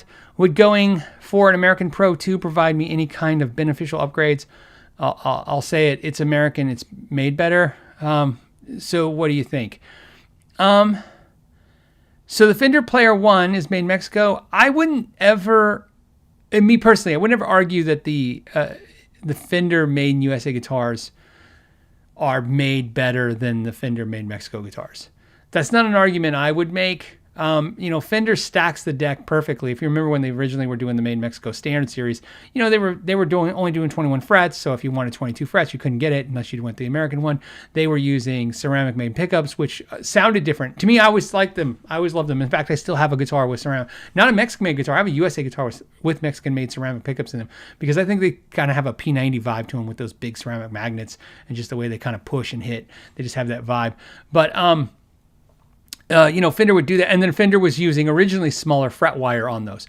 Now around, again, the recession, so it came around that time, Fender decided to revamp some stuff. And one of the things they did is to say, hey, screw it. Let's make less different things between the made Mexico and made USA guitars. One, because probably for supply chain issues, right? It just makes it easier. One kind of fret wire for the two guitars. They upgraded the made Mexicos in a lot of ways. This is what I'm talking about, like with the Player Series, the Fender Player Series. To me, the Fender Player Series, I mean, the differences don't matter to me in the quality of the feel of the neck. They don't matter to me in the materials that they're using. The alder body is an alder body to me. The maple and the rosewood or maple neck is the same to me. Tuning keys are the same to me. The bridges are different. So, I mean, but that's an easy swap to upgrade. I prefer owning a made USA Strat. Why? Because in my mind, just because I've been doing this for a long time, I can buy a used American Strat for a little bit more or around the price of a brand new made Mexico Strat. So my brain is like, okay, unless I'm really trying to hit the budget, which is buy a used made Mexico Strat. If I'm buying a new made Mexico Strat, I might go USA. But keep in mind, that's not because of a performance thing. It's not from a sound point of view. That's not for any of the reasons. It's a collector kind of brain that I have that says, okay, what holds more value later on if I want to get rid of it and move on. But that's it. I mean, I don't think, to give Fender credit where they really deserve it, there's a lot of great things I can say about Epiphone and some negative things about Epiphone, of course, but an Epiphone, which is a fantastic instrument, is still pretty removed from a Gibson in what it core is. Not only because of logos, but just different materials for the finishes, different pickups for the most part, different bridges. There are some differences there. To me, the Made Mexico series of Fender guitars and the Made USA Fender guitars are so alike. I think there's a placebo in my experience, most of it, including myself, most of it's placebo. You get the USA one and you go, man, this is real better. This is way better. What was I missing? And in most cases, I bet you might be noticing just a better setup on one guitar than the other. So if you set the other one up, and maybe you're noticing some sound difference in the pickups. But I don't know if there's ever anything that says, yes, go out there and get that. And notice how easy it is for me to recommend one thing, but then not another. So that's why I'm trying to say this. It's like, if you want to do it, I would never tell you not to. Like if you said, hey, Phil, I really want a made USA guitar. I guess both are made in America, right? So I want a made USA guitar really, really bad. It's my lifelong dream. If I could have that, I've arrived. It's the best thing ever. And I have a made Mexico one. What do you think? And I'd be like, do it. Go for it. If you got the money, have fun. But if you're asking me, like you're kind of asking me, what are you missing? What are the upgrades? You're not missing a whole lot, and there's not a lot of upgrades. Especially nothing that you can't just easily do yourself. That's just my thoughts on that. Shark Knife says, hey, Phil, I want to upgrade the Tune-O-Matic bridge on my SG to a Tone Pros bridge. Should I get the one with the pre-notch saddles or without? I prefer the pre-notch saddles. If you want to cut the saddles if you want to cut the notches in the saddles, if you want to do that. The pre-notch saddles are just markers for that, so you probably will still need to file a little bit on them. They're going to definitely be sharp, and they're going to bind the strings a little bit, so you still have to do it. So keep in mind, if you're saying like if you get the notch one, you don't have to do any work. I've very rarely seen where you don't have to do some work on a notched bridge, but it's possible. Depends on how lucky you are, when you put the strings on and stuff. But as far as I know, there's not a price difference, right? So that's usually what I think. If stuff is easier, but it doesn't cost more, then I go with that way. To me, if it's like a $10 more, $20 more, I'm like, oh, I'll just do it myself and save the money because I have the tools. If you don't have the tools, then it's a really easy decision. Go with the one that's notched already because you're going to save yourself money from buying the tools, unless you think you're going to do it again. Because, tools are great if you use them multiple times, but if everybody knows the feeling. If you buy a tool for one job and never use it again, it's not the best feeling ever. Oblivion says, this came from Amanda too. Have you ever bought your dream guitar? I have. If so, does the feeling of wanting the next guitar go away? No, in fact, it's just all regret. So, I've been told the saying, never meet your heroes, my whole life, right? We all have. Never meet your heroes, In my experience, never had that problem. I've never met anyone that I was a hero to me and I thought, wow, I wish I hadn't have done that. I would say if any regrets I have with meeting my heroes, I wish I didn't say something or do something. I'm like, why did I say that? Why didn't I say that? I've never had that experience. I've never met somebody who was like an outright jerk. And even if they were a little, abrupt or anything, it was always in a situation where like, I can understand, who the hell's got time to just like, hey, you want to talk about guitars in the safe way? Anyways, why I'm saying that is I can translate that same logic to when somebody says never meet your heroes, I'd say never buy your dream guitar. You can do it. You might have better luck. Most of my friends never had the luck that I think they wanted when they bought their dream guitar. I have not. I bought maybe 2, maybe 3 of my dream guitars. I mean, I had more than one. Let's be honest, right? And it's not. I'm full of regret. Maybe I got it out of my system. Maybe that's a big thing too. But one of the things that definitely happened was I learned a very, very important lesson with this one particular guitar. So let me just tell you the story of this guitar. So I bought a Universe. I have a Steve Vai Universe, a Swirl Universe. This is the guitar that was the Holy Grail. Anybody who's seen me talk about it, they know that. Is there no audio? I have audio. Okay. So anyways, the guitar was this guitar I wanted forever. And for my anniversary, my wife and I decided I was going to get it, and I got it. It is one of the best looking Universes in my opinion, because the swirls are definitely out there. They're different. I think I definitely bought it for the right price. When I say right price, market value or better than market value. I really think right now, even though the market's softened from even when I got it, it's worth exactly what I paid for it or more. What I mean by that is, in fact, I really think if I reach out to, there's a bunch of heavy hitter guitar stores out there. You guys know Diablo Guitars or Carter's Vintage Guitars. They could probably consign it for me. And even with consignment fees, I think I would get what I paid for it out of it. So, I mean, I could walk away from that guitar right now. Here's what's interesting that I could never predict.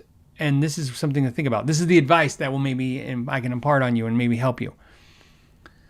This guitar's neck is amazing. It's one of the best playing 7-string necks. And I know, you're not looking at 7-string I've ever played. The guitar looks amazing. The weight is amazing. It's a beautiful specimen with almost no damage. It looks great. When I look at it, it makes me think about when I first saw one, in the 90s. And here's what is killing it. I had to, over the years, because I couldn't afford one, I couldn't get one, I bought an RG7620, okay? And I bought this RG7620, I don't know, 15 years ago, maybe 20 years ago. And I bought it for $350, okay? So a fraction of what the Universe costs. And if you ask me, is the neck on the Universe better? Yes. If you ask me, does it sound better than the 7620? Keep in mind, I put the same pickups in both. Yes, the Universe sounds better. It sounds better. It plays better. But you know what the Universe doesn't have? It doesn't have 15 years of me playing it. This RG7620, which I was going to get rid of. It's one of the things I said. I'm like, hey, you guys know I have a one in, one out kind of rule. The guitar that was going to go out was obviously I got to get rid of this RG7620 for the Universe, to put it in the rack and have it. And here's what happened. I couldn't do it. Every time I went to do it, I couldn't do it. First, I made the excuse, hey, it's only $350. It's not like I'm going to get a lot of money for this guitar.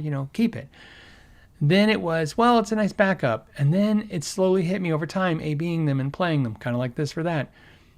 The RG7620, it's home. It's my friend. I've been playing it so long. I know what it sounds like. I know how the bridge feels. I know it. And they're almost identical in construction and feel.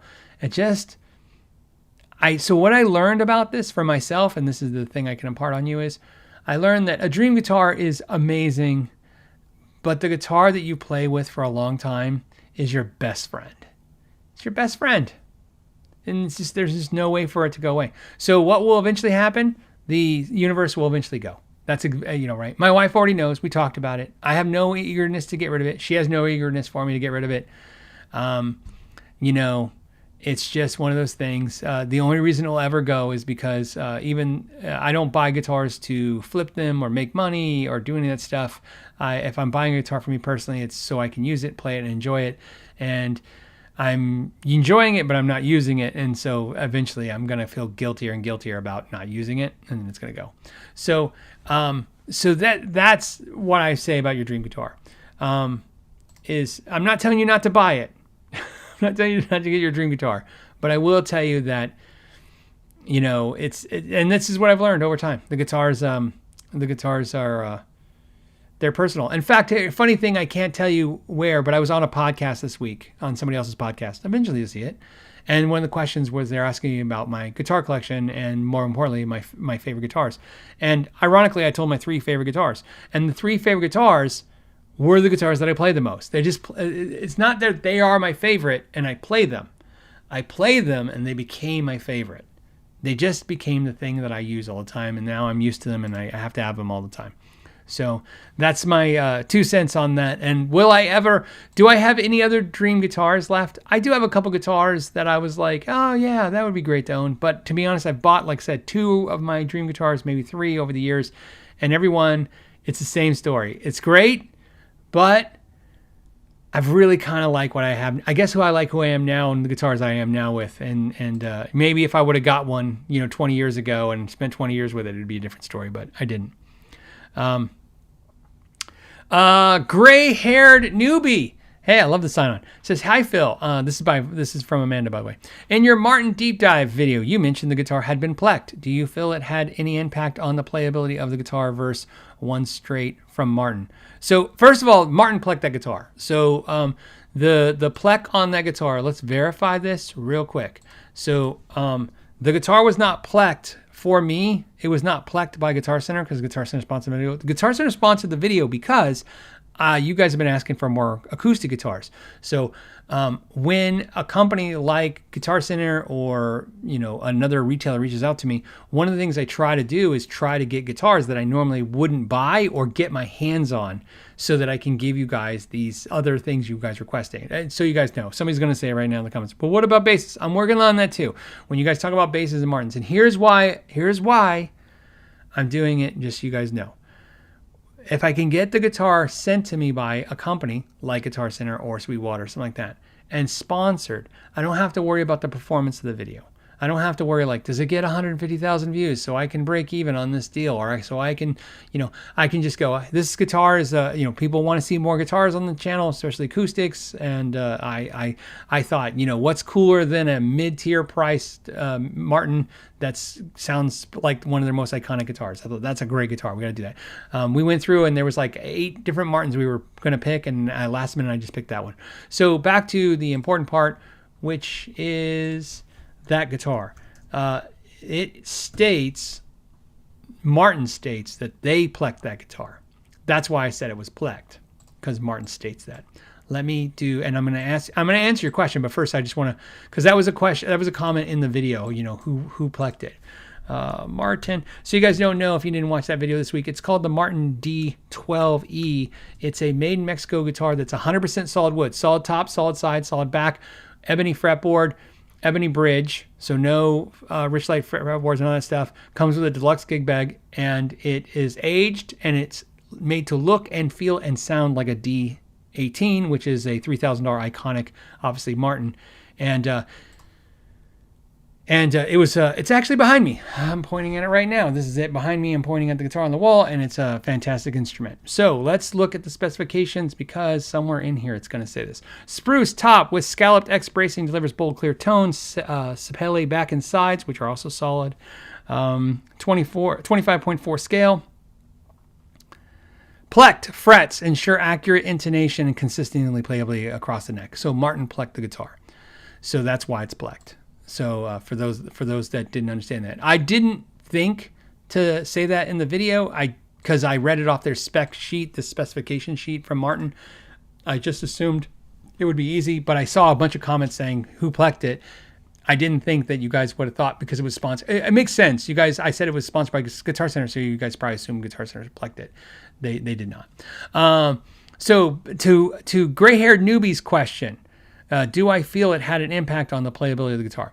Yes. I am not a fan of, let's be clear, I've done a ton of videos, including where I paid out of my own pocket to have a Squier Plek. I've talked about the fact that Plek machines are more consistent than Guitar Techs. So if you want consistency, especially if a large manufacturer, I am more a fan of Pleks for used guitars or guitar repair than I am for manufacturing purposes. But I'm not a huge fan of Plek, so you know.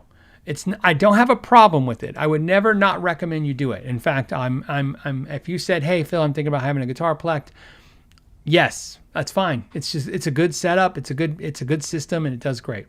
So why would I say do it, but then tell you I'm not a huge fan of it? One of the things I don't like about Plek machines is that they can fix almost any issue by the frets. And in a guitar repair, that's a world that I live in all day.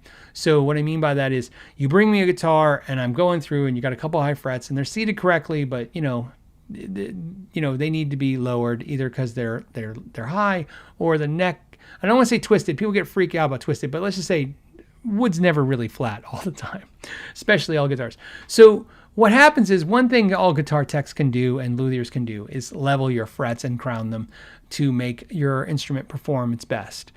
You can take almost any guitar that's having issues, and if you just do a really good fret level and crown and setup, you're going to have a great playing instrument. However, that's great when you have a scenario where you're just fixing somebody's problem. What I don't like about it in a factory is I believe it increases laziness in the factory. What I mean by that is if you listen to the manufacturers that I trust and I like the most that make, I think, some of the best necks and performing guitars in the world, they don't use Plek machines at all. Okay. And when you ask them why, it is, and I believe them 1000%, it's not the cost because they're expensive. Plek machines are about $125,000 a piece, and they have a lot of service contracts to go with that. Trust me, these are not companies that are like worried about $125,000, okay, or multiples of that, okay. So it's never that. It's when they say they don't use them because they believe that if they make the neck perfect and focus on that, and then seat the frets in perfectly, then they don't need a Plek. I 100% agree with them because I've experienced the latter, which means I've experienced a company sending me a guitar that I thought that, yeah, the frets were perfect, but it didn't feel right because some frets were, because they're level with each other, but some frets are lower than others. And when you go to bend a note, you're like rubbing your finger on the fretboard on this one position because they, like I said, to level them, they got to take the lowest fret and then go, everything's got to come down to that.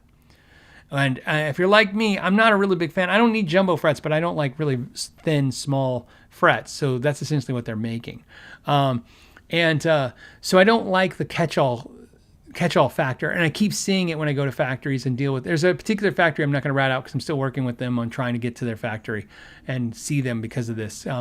I believe when I talk to them that I explain this correctly, and I think they understand me now. I think that's their problem. I think their team is plucking the crap out of their guitars to the point where I don't think they feel right, and they're not taking what I think they should do, additional quality steps in the process of construction of the neck, because they know the Plek's is going to fix the problem at the end, right? I don't care what you guys do for a living. There's about 1,200 of you live here right now. So if you do something, if you knew that at the end of the line, no matter what you did, right, it was some machine was just going to go, and then you're fine. It's going to go through QA or quality assurance. I'm sure you'd be like, yeah, well, let's let it happen. So that's what I said. I think it creates a little bit of a not so much laziness, but it creates some work flaw to happen. So that's why I want to be clear. I have the dual opinion of Plek. I think it's a fantastic thing for after the fact. The guitar is already made. This is where it is. You can make it better. I think that's the truth. But when you're building the guitar, I don't know if I actually love Plek. By the way, some factory, this is what's going to happen because it always happens to me. Some factory that uses Plek is going to message me after this because they're going to go, Phil, I don't think you understand. Please feel free to say whatever you got to say. Not everything is a broad stroke. I'm not calling out everybody who uses a Plek. I think there's companies that use Pleks and absolutely do great jobs. Back to that Martin. The Martin was great. It played great. You know, like I said, I don't see any issues. Do I think the Plek had a lot to do with how it played great? I'm not only sure that it had the Plek helped that Martin behind me play great. I'm pretty sure that it guarantees it. That's what the Pleks are supposed to do. So, yeah. Elroy says, great Friday afternoon. He says, do you think the more pickup capture pedal is superior as an EQ pedal? Your words, LOL. Than an MXR Dunlop 10 band EQ pedal. So these capture pedals that so if you guys don't know what he's talking about, Moore makes one, a bunch of companies make them. They make pedals that essentially model, if you will, or simulate different pickups. So you can plug your guitar in it and you select through and you go, this is going to sound like a Tele pickup, this is going to sound like a Strat pickup.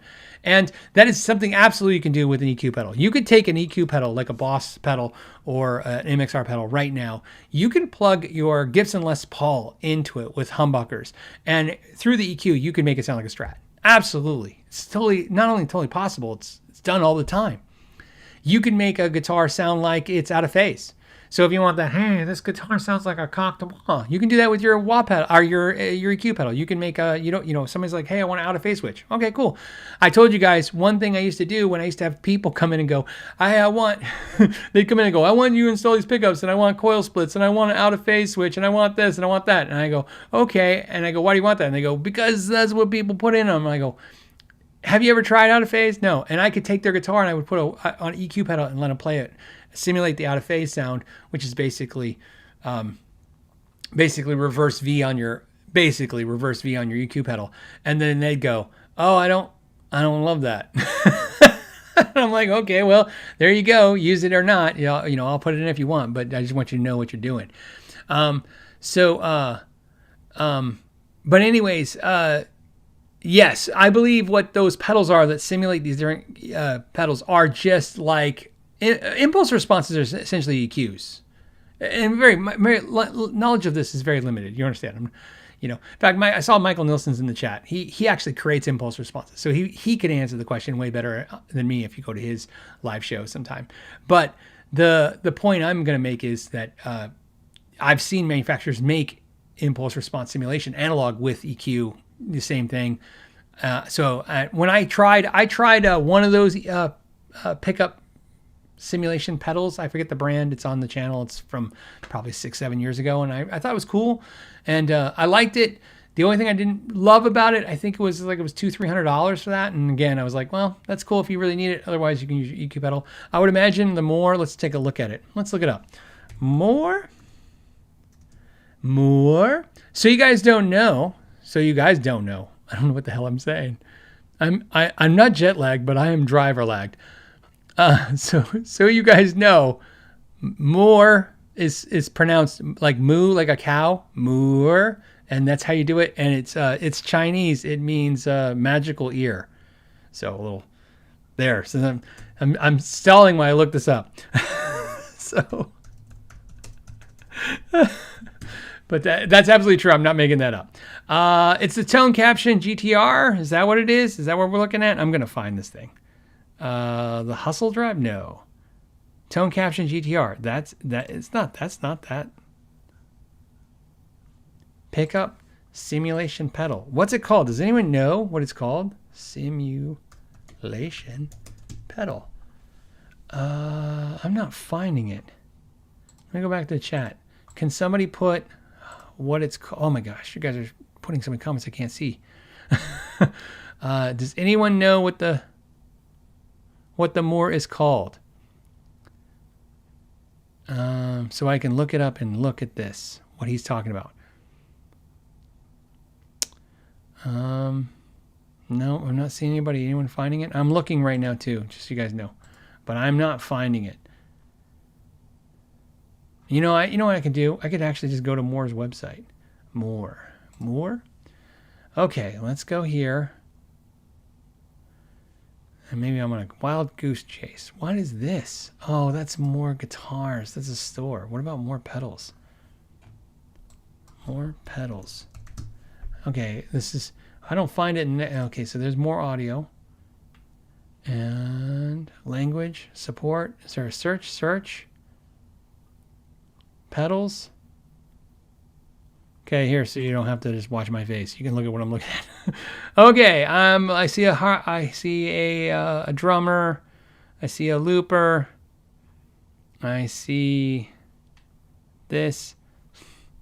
Let me go here, and I'm gonna give me a second. Hop. Does anyone have? Oh, by the way, let me get out of this in case I'm looking back in the chat to see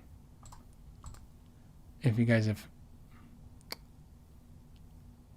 Okay. Big Hairy Guitars, which is Michael. Michael saying tone capture, GTR, yeah, EQ match pedal. Is that what it is? So that would make sense. But like Michael says, I'm curious now because he's curious too. I'm curious too. So I might look around and see if I can check it out.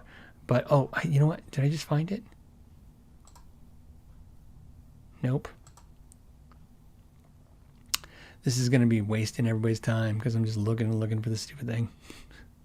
We're never going to find it. Okay, so if I'll move on, but if we find it, I'll come back. Does that make sense? So I just don't want to take up too much dead space, and we're almost at the end of the show. But Cigar Dad is saying more GTRS. Okay, cool. Let's look at that up. Let's see. More GTRS. Yeah, that's okay. I see it. It's a capture thing, but I didn't know that was for pickups. It's just an EQ. I get what you're saying. I'm confusing what you're saying.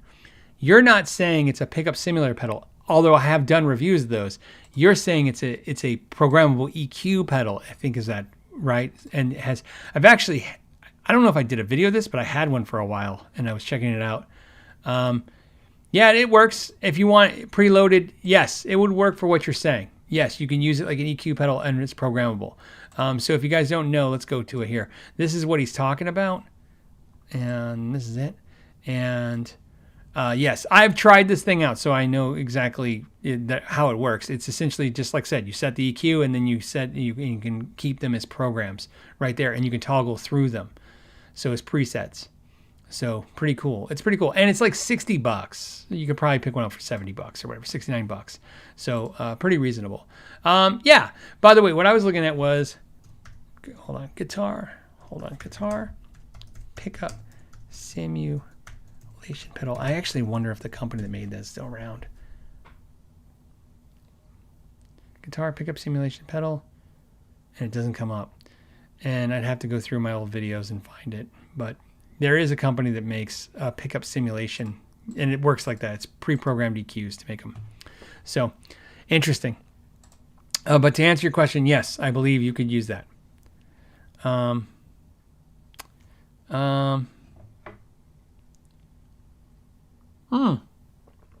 a good question. I don't know. The Happy Good Thing says, "Hey, sir."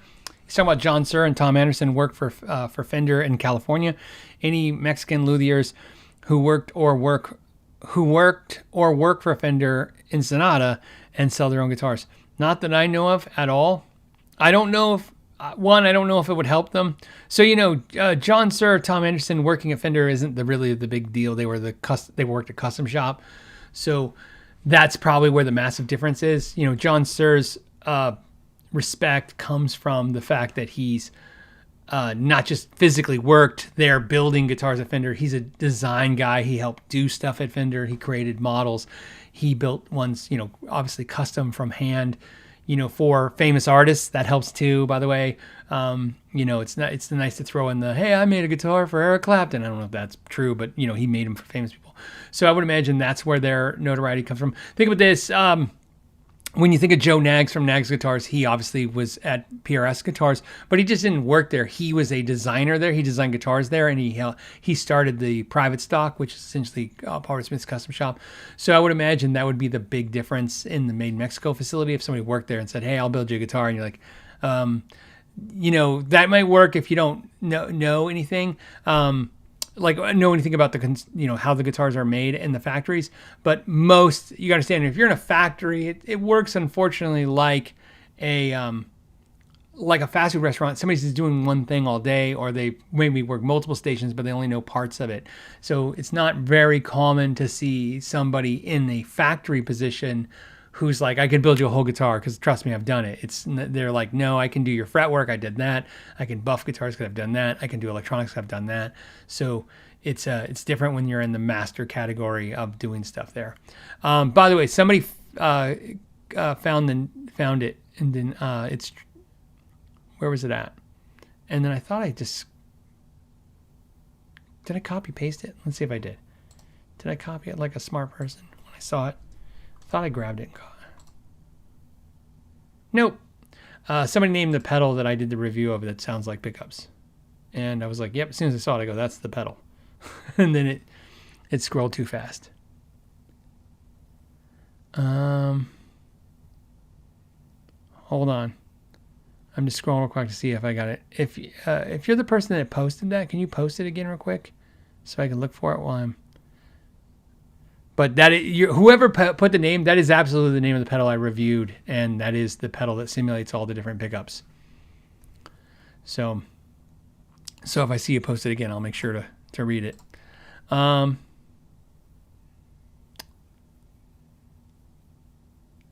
Okay, Keystone. Thank you so much, David. So the Keystone with a Z, Keystone pedal. Let's see what happens if I do this. Keystone pedal. I don't know why I'm saying stone. Look at that. Phil McKnight. Go back. Sit. Keystone pedal. This is the pedal. Because I figure I should share it with you guys. It's thinking. Whatever website this is as slow as molasses. Here we go. This is it. This is the pedal. So how it works, if you guys, so it doesn't say a price on it, so it doesn't help you. But here's how it works. It does exactly what I said. It's got different pickups. See, it's got hot Texas single coils. It's got vintage single coils. It's got P90s. It's got TV Jones style pickups or Filtertrons. And these are the pickups, and including acoustic sound. And essentially you can select through them. And it works kind of like impulse response or any of that stuff. It's simulating something. And so I believe it's doing it through like a not pre-recorded, like a preset for EQ is what it sounded like to my ear. It sounded really good, but that's what it sounded like. And by the way, that would be very difficult to do. The person who designed it and built it had to really do a lot of research and put that in there. But that's what it needs. And then this one is from G Falcon Channel, the G Falcon Channel. Says, hey Phil, I squished my volume knob in my gig bag and now it crackles and it still lets sound through in the 0 position. Anything I can do to save it? Yes and no. First, save it's a little, I mean, come on man, it's like $7-10 and I know it's a work if you don't solder and stuff. So let me just tell you, you can save it. So what happens is in the volume pot, what you're going to have is the knob is sitting on a long shaft that goes in, and then there's 2 swipers in there, right? And the swipers are touching a strip. And what happens is there's a can, okay, that surrounds it. That's the thing you're looking at. So you guys, when you look at the bottom, that's the can. There's usually 4 tabs, and those tabs are holding the can onto the potentiometer. What happens is sometimes when some force hits the shaft, it pushes down so hard that it bends the 4 tabs and the can gets pushed out. And then now the swipers are not aligned correctly. To fix it, it's very, very easy. In fact, so easy that I'm going to put you on hold and grit one and show you how to fix it. Just give me 5 seconds.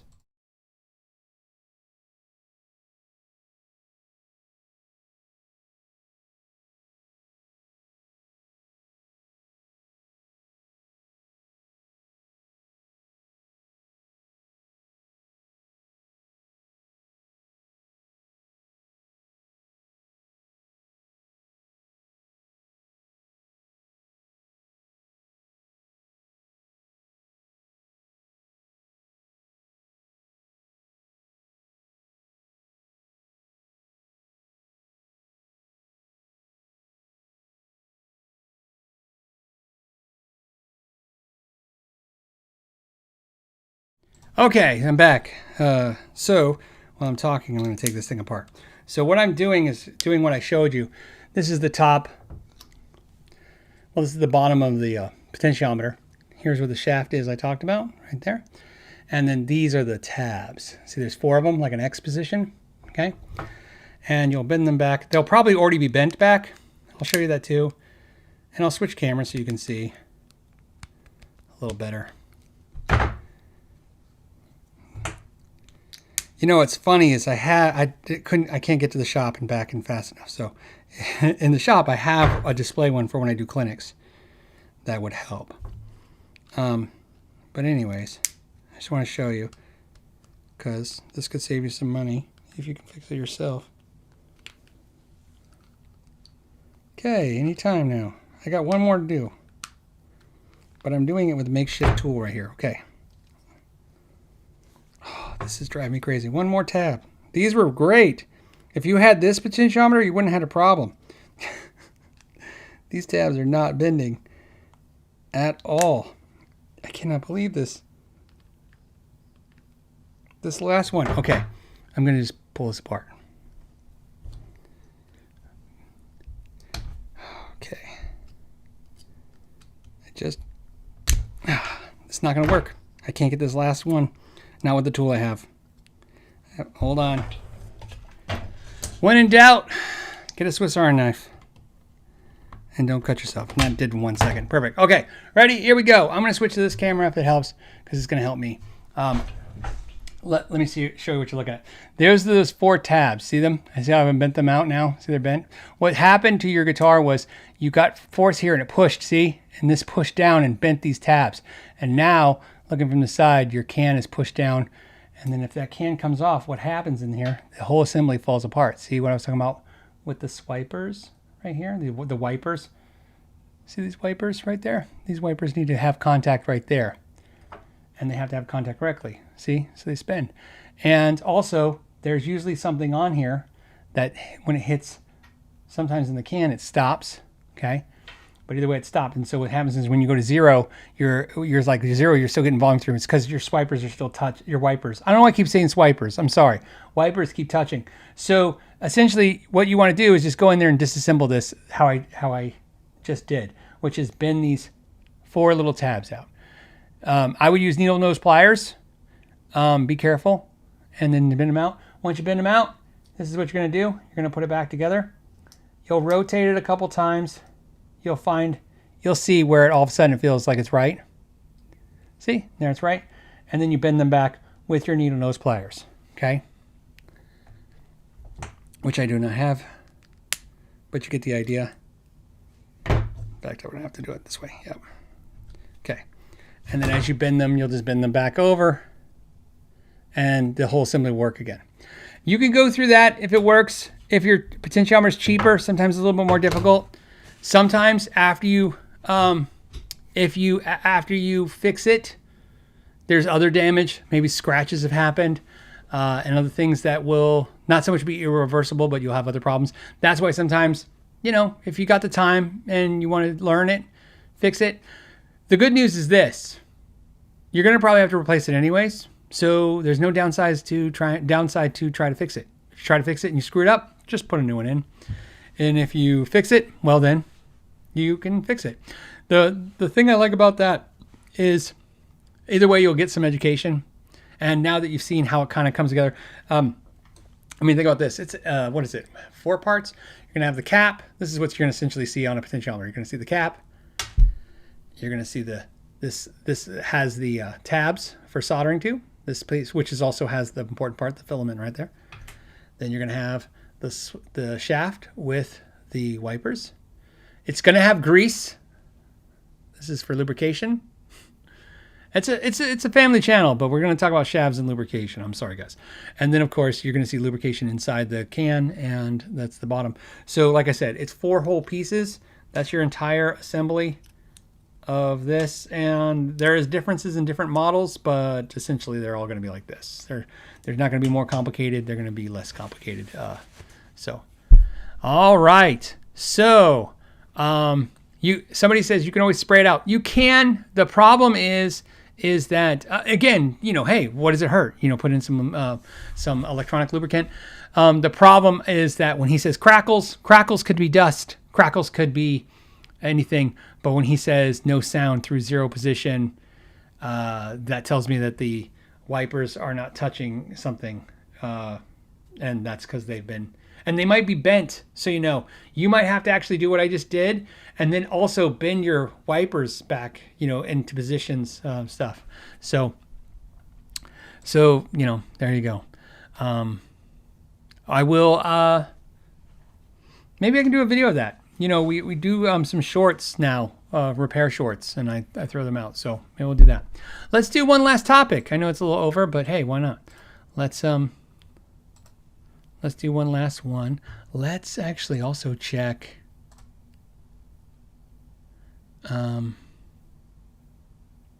This one was a from Antique Rocker, so we're going to end with this. Okay, ready? This is the last one. Antique Rocker says, compare the 3 types of neck joints. This is like a homework assignment. Wait do I tell you what he wrote? This Antique Rocker, this is homework. He's like, this is exactly like back in school again. Compare these 3 type of neck joints: bolt-on, set neck, and neck through. Advantages, disadvantages, each type of joint. Best example of each. Okay, so this sounds complicated, hard. It's not. It's super easy. Okay, so the 3 types of neck joints that we generally see, and I'm going to talk about electric guitars only, is exactly what he says: the bolt-on, the set neck, and the neck through. The neck through, you got to understand the goal. If you understand the goal, then you understand the logic and you understand where the BS comes from. So the goal is to make the neck joint as comfortable and easy to access as possible, right? This is very, very important. So you have originally, think about how you originally have this. You originally have like a Gibson guitar with a set neck, okay? Somebody gluing in a neck. And then you have somebody like Leo Fender coming along and he goes, hey man, this could be a lot easier if we screw the neck onto the body. Now, the main reason, as somebody like Paul Reed Smith has stated, that there's no real difference between screwing a neck on and gluing a neck on. It's just neck compressed onto, it's wood compressed onto wood. This is his words. He says it doesn't matter. He's like, it really doesn't matter to tone, and it really doesn't matter to anything. So if it doesn't matter, why do they do it this way? Well, the main reason you were going to do a glued neck versus a screwed on neck, which is bolt on, and vice versa, is it's more efficient and faster and cost effective to do a screwed on neck because of a bunch of reasons. One, while somebody's cutting the doing the electronics, they can be putting them in the body, and somebody's still working on the frets on the neck, right? So construction time is definitely shrunk down. It's faster. Once you glue a neck onto a body, somebody can only fret it, and somebody can only work on the electronics, and you can't do multiples. The other thing that's important is that when you glue a neck on the body and you start building the guitar, as you finish it, if you come across a problem, you're going to have to restart the whole process again. Where if you're doing a bolt-on neck and you find a bad neck or a bad body, you can then go ahead and swap it just like any other part and continue on the way, again, eliminating time and cost. So those are the advantages of the construction. None of that really has to do with anything that most people claim, which is sound. Now, can any of these things I'm talking about have sound factors? Sure, that's really for you guys to decide. I'm just giving you the logic of why they did it. What ends up happening afterwards, musicians start saying things because they have emotional responses to the instrument. The manufacturers use marketing jargon, but realistically, everything was just the function of building, okay? So then the third option, which is the second that we're talking about, is neck through. What does neck through come from? So neck through is basically coming with the idea that there's a flaw in both those systems, which is when you bolt a neck on, you have to have so much thickness in the neck and so much thickness in the body so that they can hold true and not come apart. And the same thing with gluing. You have, they're weak at that point where they're coming together. And so if you want to make that as thin as possible, you can make the neck one continuous piece, because now you can just shave material away from where the neck meets the body, because the neck isn't meeting the body there. The neck is meeting the body on the sides. Think of it, and I know you guys hate it for some reason, that I use the dry erase board, but I want you to see this because I think if it makes sense. Just look at it as a glued neck, right? So if you have a glued neck, you have a neck pocket that looks like this. And then you're going to glue a neck into it, right? You're going to put the glue here. That is the contact of glue, that area, right? But if you do a neck through, what happens is you're going to have the body wings, and then the neck's going to come through down the center, and all of these sides here are going to have glue. So your contact and where you're gluing to the wood together is much bigger. And because it's stable, because the neck is being actually glued on here through basically 10 inches of each side of the body, now if you want to come from the side where we normally would see the body and then the neck come up here, right? Now you can do the opposite. You can take, because it's one continual piece of the neck where it meets the body right here, you can just start shaving away material. And I don't know, that's out of frame, sorry. Shaving away material. So why that's important is it gives you better neck access. Now, why does that cost more? It costs more because, like what we talked about, we started the show with this idea, with basses versus guitars. Longer pieces of wood are harder to find that are good and straight and have less knots in them than shorter pieces. And so neck throughs are more cost prohibitive to the manufacturer because they have to have longer boards that are straight. And of course, and more wood means more potential flaws in the wood because it is a living, growing thing that has flaws. And so it makes it harder for them to make the instrument that way, but also it makes it harder because, like I said, there's more in the process. And then of course they're anchored to the same problem set neck is, which is now you have a guitar that's one piece and you can't compartmentalize it. Where it doesn't matter anymore is in technology like this. So this is a bolt-on neck from Kiesel that I was playing earlier, but if you notice, see, they've learned, because they have CNC machines, they learned through time that they don't have to use a big, thick piece of wood right here. They can use ferrules, and they can, instead of using a plate, right? See, because before when they used a plate, the problem was the plate had to be flat, so the surface had to be flat. But now, because of ferrules, they can cut this at an angle, make this more convenient and comfortable there, and give you more of what a set neck feel is. So you can make the neck joint a little better as a bolt-on neck. You can make the neck joint better as a set neck. They're sometimes referred to guitars sometimes referred to as set through, where they use 6 inches instead of 4 inches. It's not technically the right way to say that, by the way, but that's what it's usually referred to commonly. And so again, you get more contact with glue. So because you have more strength through all that contact, you can shave it down and make a set neck look almost like it is a neck through. And that's why if they paint it, it gets real confusing for people. So that is the way why they do that, in those 3 ways. But it's not necessarily super important to the way it sounds. It's just not. When people go, oh, a set neck has more sustain than a bolt-on. I mean, again, that's an argument for the internet or the world to have, but it's also convenient that they're different guitars with different shapes, different materials, different pickups. My argument would be, okay, let's take a Fender Strat, take the plate off, put a bunch of glue in there, and glue the neck in. Do any of you really expect that guitar to have more sustain now? And if you do, then why didn't you do it? So you can do it. So that's the logic there, and that's the differences. I have no personal. I don't care. Like I said, I have no preference in any of the guitars I own to whether they're set neck, they're bolt-on, or they're neck through. I own all 3, and it only has to do with what they look like, what they felt like, and why I like them. But it never, because of those conscious decisions, I never picked up a guitar and went, it's bolt-on. One other thing that happened, unfortunately, and it's probably because of Fender, is sometimes you see this when somebody will say, oh, $5,000 and it's a bolt-on? No, thanks. And I'm like, well, they could easily not drill the holes and glue it in. There's no reason they have to do a bolt-on on an expensive guitar. They can, the point I'm making is that, what's the point? The point I'm making is, I'm at the end of the show, I'm lost now, is that it's not done for the reason you think it is. Another reason why companies will do set necks is because Leo Fender did affordable guitars as bolt-ons, and a lot of student grade guitars are bolt-ons because of the reason I told you, which is defective parts means they can be swapped and you can continue on the construction process.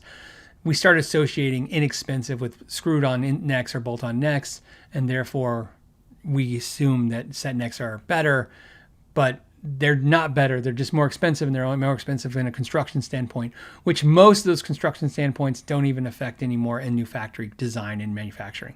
So that's the answer. Think about this. It works exactly the same way with acoustics. you could argue all day. A perfect example is if somebody will look at a Taylor guitar and say, oh, that neck is bolted on. Now, if you guys don't know, Taylor bolts the necks on and Martin glues them in. And it's different construction for sure. And there's different things. And some people will argue, oh, well, the reason that the Martin sounds bigger is because it's glued the neck on and Taylor screwed the neck on.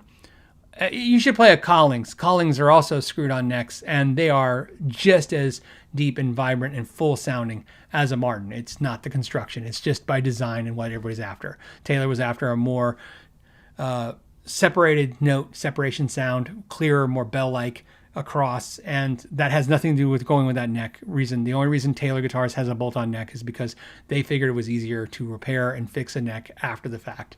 If it ever needed a neck reset, you don't have to steam the neck out and do a neck reset like from a luthier. You could actually just have your local tech do a neck reset for you. So that's the main reason they started that way. So like I said, if you look at, this is my opinion, just as, like I said, this week I went to my 37th factory. So 37 factories, here's what I can tell you. The marketing teams will tell you that it's sustain and it's tone and it's all that stuff, but the engineers and the workers will tell you that it's just efficiency and cost. So that's what I think of those three neck styles. It's efficiency and cost, and then you can pick what you like, or you can believe that it's all tone.